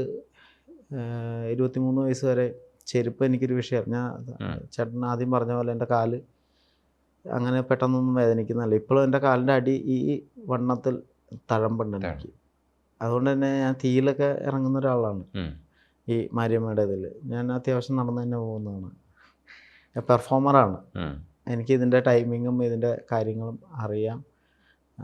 അപ്പോൾ എൻ്റെ ഈ ചെരുപ്പില്ലാത്ത നടപ്പ്, മണ്ണുമായിട്ടുള്ള സമ്പർക്കം എന്നെ പല രീതിയിലും ഹെൽപ്പ് ചെയ്തിട്ടുണ്ട് എൻ്റെ ജീവിതത്തിൽ. ഒരുപക്ഷെ ഒരു അടിസ്ഥാന രാഷ്ട്രീയം തുടരുന്ന ഒരാൾ തന്നെയായി തന്നെ മുന്നോട്ട് പോകുമെന്ന് വിശ്വസിക്കുന്നുണ്ട്. പക്ഷേ ഇങ്ങനെയൊക്കെ മറ്റുള്ളവരെ കൺസേൺ ചെയ്ത് ജീവിക്കുന്നവർക്ക് വെട്ടിപ്പിടിക്കാൻ പറ്റില്ല. അങ്ങനെയാകുമ്പോൾ അവസരങ്ങളൊക്കെ നഷ്ടപ്പെട്ട് നമ്മൾ ഒതുക്കപ്പെട്ട് പോകുമെന്നുള്ളൊരു ചിന്ത ആരെങ്കിലുമൊക്കെ ഉപദേശിച്ചിട്ടുണ്ടാവും. അങ്ങനെയൊക്കെ ചിന്തിക്കാറില്ലേ? അങ്ങനെ ചിന്തിച്ചിട്ടില്ല. അങ്ങനത്തെ ഒരു ഭയം വന്നിട്ടില്ല. ഈ സിനിമ അല്ലെങ്കിൽ ക്യാരക്ടേഴ്സ് കയ്യടി ഇല്ലാണ്ട് വരുമ്പോൾ ഉള്ള വിഷമങ്ങൾ ഉണ്ട്. പിന്നെ ഈ മാസം 5-ാം തീയതിയാണ് ലോൺ ഡേറ്റ്. ദാരിദ്ര്യം പറയല്ല കേട്ടോ. ഇങ്ങനെ പലർക്കും അത് ഇതൊക്കെ ഞങ്ങൾക്കും ഇല്ലേ, ഇത് ഇങ്ങനെ വന്നിരുന്ന് പറയണമെന്നുള്ളൊരു സ്ഥിരമായൊരു ചോദ്യം പണ്ട് മുതലേ ഉണ്ട്. ഇത് ദാരിദ്ര്യമല്ല, ഉള്ള കാര്യം പറയാം. ഇത് നിങ്ങൾക്കും ഉണ്ട് എനിക്കും ഉണ്ട്, അതൊന്ന് ഷെയർ ചെയ്യണമെന്ന് മാത്രമേ ഉള്ളൂ. ഈ 5-ാം തീയതിയൊക്കെ ഇപ്പോൾ മാർച്ച് 28 മുതൽ നമുക്കൊരു ആദ്യം തുടങ്ങും. ഞാനൊന്നും ഉണ്ടാക്കി വെച്ചിട്ട് നിൽക്കുന്ന ഒരാളല്ല. അപ്പോൾ വരുന്നു, അപ്പോൾ ചെയ്ത് ഇങ്ങനെ പോകുന്ന ഒരാളാണ്. അപ്പോൾ അതിൻ്റെ ഒരു ആദ്യമുണ്ട് പടങ്ങൾ വന്നില്ലെങ്കിൽ. പിന്നെ പടങ്ങൾ വന്നാൽ പോലും നമ്മളാ ചെയ്യുന്ന സമയത്ത് നമുക്ക് ഈ പറഞ്ഞ ഹോംവർക്ക് ഇല്ലാതെ അതിൻ്റെ ആവശ്യമില്ല എന്ന് പറയുന്നവരടുത്ത്, അല്ലെങ്കിൽ നമ്മൾ വെറുതെ ഇങ്ങനത്തെ ഈ കൊമേഴ്സ്യൽ പരിപാടികളുടെ ഭാഗമായിട്ട് പോകുമ്പോഴുള്ളൊരു ചെറിയ മനസ്സിനൊരു വിഷമങ്ങളും, നമുക്ക് കമ്മട്ടിപ്പാടം പോലെ അല്ലെങ്കിൽ ഇങ്ങനെ കുറച്ച് സമയമെടുത്ത് ഒരു പുതിയൊരു എക്സ്പ്രഷന് വേണ്ടി ട്രൈ ചെയ്യുന്നില്ല, അല്ലെങ്കിൽ ഈ മുഖത്ത് വേറെ രീതിയിൽ ഇതിനെ കാണിക്കാൻ പറ്റുന്നില്ല എന്നൊക്കെ പറയുന്ന നടൻ്റെ കുറച്ച് ഭ്രാന്തമായ വിഷമങ്ങൾ അല്ലാതെ പേടി ഇതുവരെ അനുഭവപ്പെട്ടിട്ടില്ല. കാരണം എന്ന് വെച്ച് കഴിഞ്ഞാൽ ജീവിക്കും, അത് ഉറപ്പാണ്. കാരണം 3 വയസ്സുള്ളപ്പോൾ അച്ഛൻ മരിച്ചിട്ട് 4 ചെറിയ മക്കളെയായിട്ട് അമ്മ വന്നപ്പോൾ അമ്മയ്ക്ക് ഉണ്ടായിരുന്ന ഉറപ്പ് ഞങ്ങൾക്ക് 4 പേർക്കും പകർന്നു തന്നിട്ടുണ്ട്. നമ്മളിവിടെ ജീവിക്കും. ആ ഉറപ്പ് ഉള്ളിടത്തോളം കാലം പേടിയില്ല. പിന്നെ നടനായി തന്നെ ജീവിക്കണം എന്ന് നിർബന്ധമുണ്ട്. അത് സിനിമയിൽ തന്നെ ആവണം അല്ലെങ്കിൽ ഇവിടെ തന്നെ ആവണം എന്നൊന്നും നമുക്ക് പറയാൻ പറ്റില്ല. സിനിമയ്ക്ക് സിനിമയുടേതായ സ്വഭാവമുണ്ട്. സിനിമയ്ക്ക് വേണ്ടപ്പോഴേ നമ്മളെ എനിക്ക് വേണ്ടപ്പോൾ സിനിമ എടുക്കാൻ പറ്റില്ല, സിനിമയ്ക്ക് വേണ്ടപ്പോൾ എന്നെ എടുക്കും. ഇന്ന് എന്നെ സിനിമയ്ക്ക് വേണ്ടത് കൊണ്ട് സിനിമ കൊണ്ടു കിടക്കുന്നു, നാളെ വേണ്ടാണ്ടാവുമ്പോൾ മാറ്റും, വേറൊരാളെ തീർച്ചയായിട്ടും സ്വീകരിക്കും. അപ്പോൾ ആ സമയത്ത് എനിക്ക് അഭിനയിക്കാൻ വേറെ പല മാർഗങ്ങളുണ്ട്. ഇപ്പോഴും ഞാൻ ഇടയ്ക്കിടയ്ക്ക് നാടകങ്ങൾ ചെയ്യും. പിന്നെ ഇറങ്ങി വന്നൊരു സാധാരണ പണികൾ എടുക്കുന്നതിൽ അങ്ങനത്തെ പ്രശ്നവുമില്ല. കാരണം ഞാൻ മുകളിലേക്ക് പോകാത്തത് കൊണ്ട് ഇനി താഴത്തേക്ക് പോകാനില്ല. കുറച്ച് ബോധ്യങ്ങളുണ്ട്. ഇപ്പോൾ പാരഞ്ജിത്തൊക്കെ സിനിമ എടുക്കുന്നത് മാതിരി നാളെ പൊളിറ്റിക്കലായിട്ടുള്ള കാര്യങ്ങൾക്ക് വേണ്ടി കൂടെ സിനിമ എടുക്കാൻ കഴിയുന്ന രീതിയിൽ ഒരു പ്രൊഡ്യൂസറൊക്കെ ആയിട്ട് വളരട്ടെ. അങ്ങനെ ഒരു സിനിമാ മേഖലയിൽ എനിക്ക് പ്രൊഡ്യൂസർ ആവണമെന്ന് ആഗ്രഹമുണ്ട്. അത് പണക്കാരനാവണമെന്നുള്ള അതിൻ്റെ ബേസിലല്ല. സിനിമകൾ ഇങ്ങനെ ഈ ചേട്ടൻ പറഞ്ഞ പോയിന്റ് ഓഫ് വ്യൂവിൽ സിനിമകൾ ചെയ്യാനും നമ്മളുടേതായ ഒരു കാര്യങ്ങളൊക്കെ അവതരിപ്പിക്കാനൊക്കെ ഒരു പ്രൊഡ്യൂസർ ആവണം എന്ന്. ഡയറക്ടർ ആവാൻ ഒരിക്കലും അങ്ങനെ ആഗ്രഹിച്ചിട്ടില്ല. കാരണം എന്ന് വെച്ച് കഴിഞ്ഞാൽ അതൊരു വേറൊരു ലെവലിൽ പണിയാണ്. പൈസ ഉണ്ടാക്കണം, ഒന്ന് കൂട്ടി വയ്ക്കണം, ഒരുപാട് പേർക്ക് നല്ലത് ചെയ്യണമെന്നൊക്കെ ആഗ്രഹിക്കുന്നുണ്ട്. അങ്ങനെ നമ്മുടെയൊക്കെ മനസ്സിലുള്ള അത്തരം ആഗ്രഹങ്ങളൊക്കെ നടക്കട്ടെ, അങ്ങനെയൊക്കെ മുന്നോട്ട് പോകാൻ കഴിയട്ടെ, പൊളിറ്റിക്കൽ സ്റ്റാൻഡൊക്കെ അങ്ങനെ തന്നെ തുടരാൻ കഴിയട്ടെ. നന്ദിയുണ്ട് സംസാരിക്കാൻ. Thank you.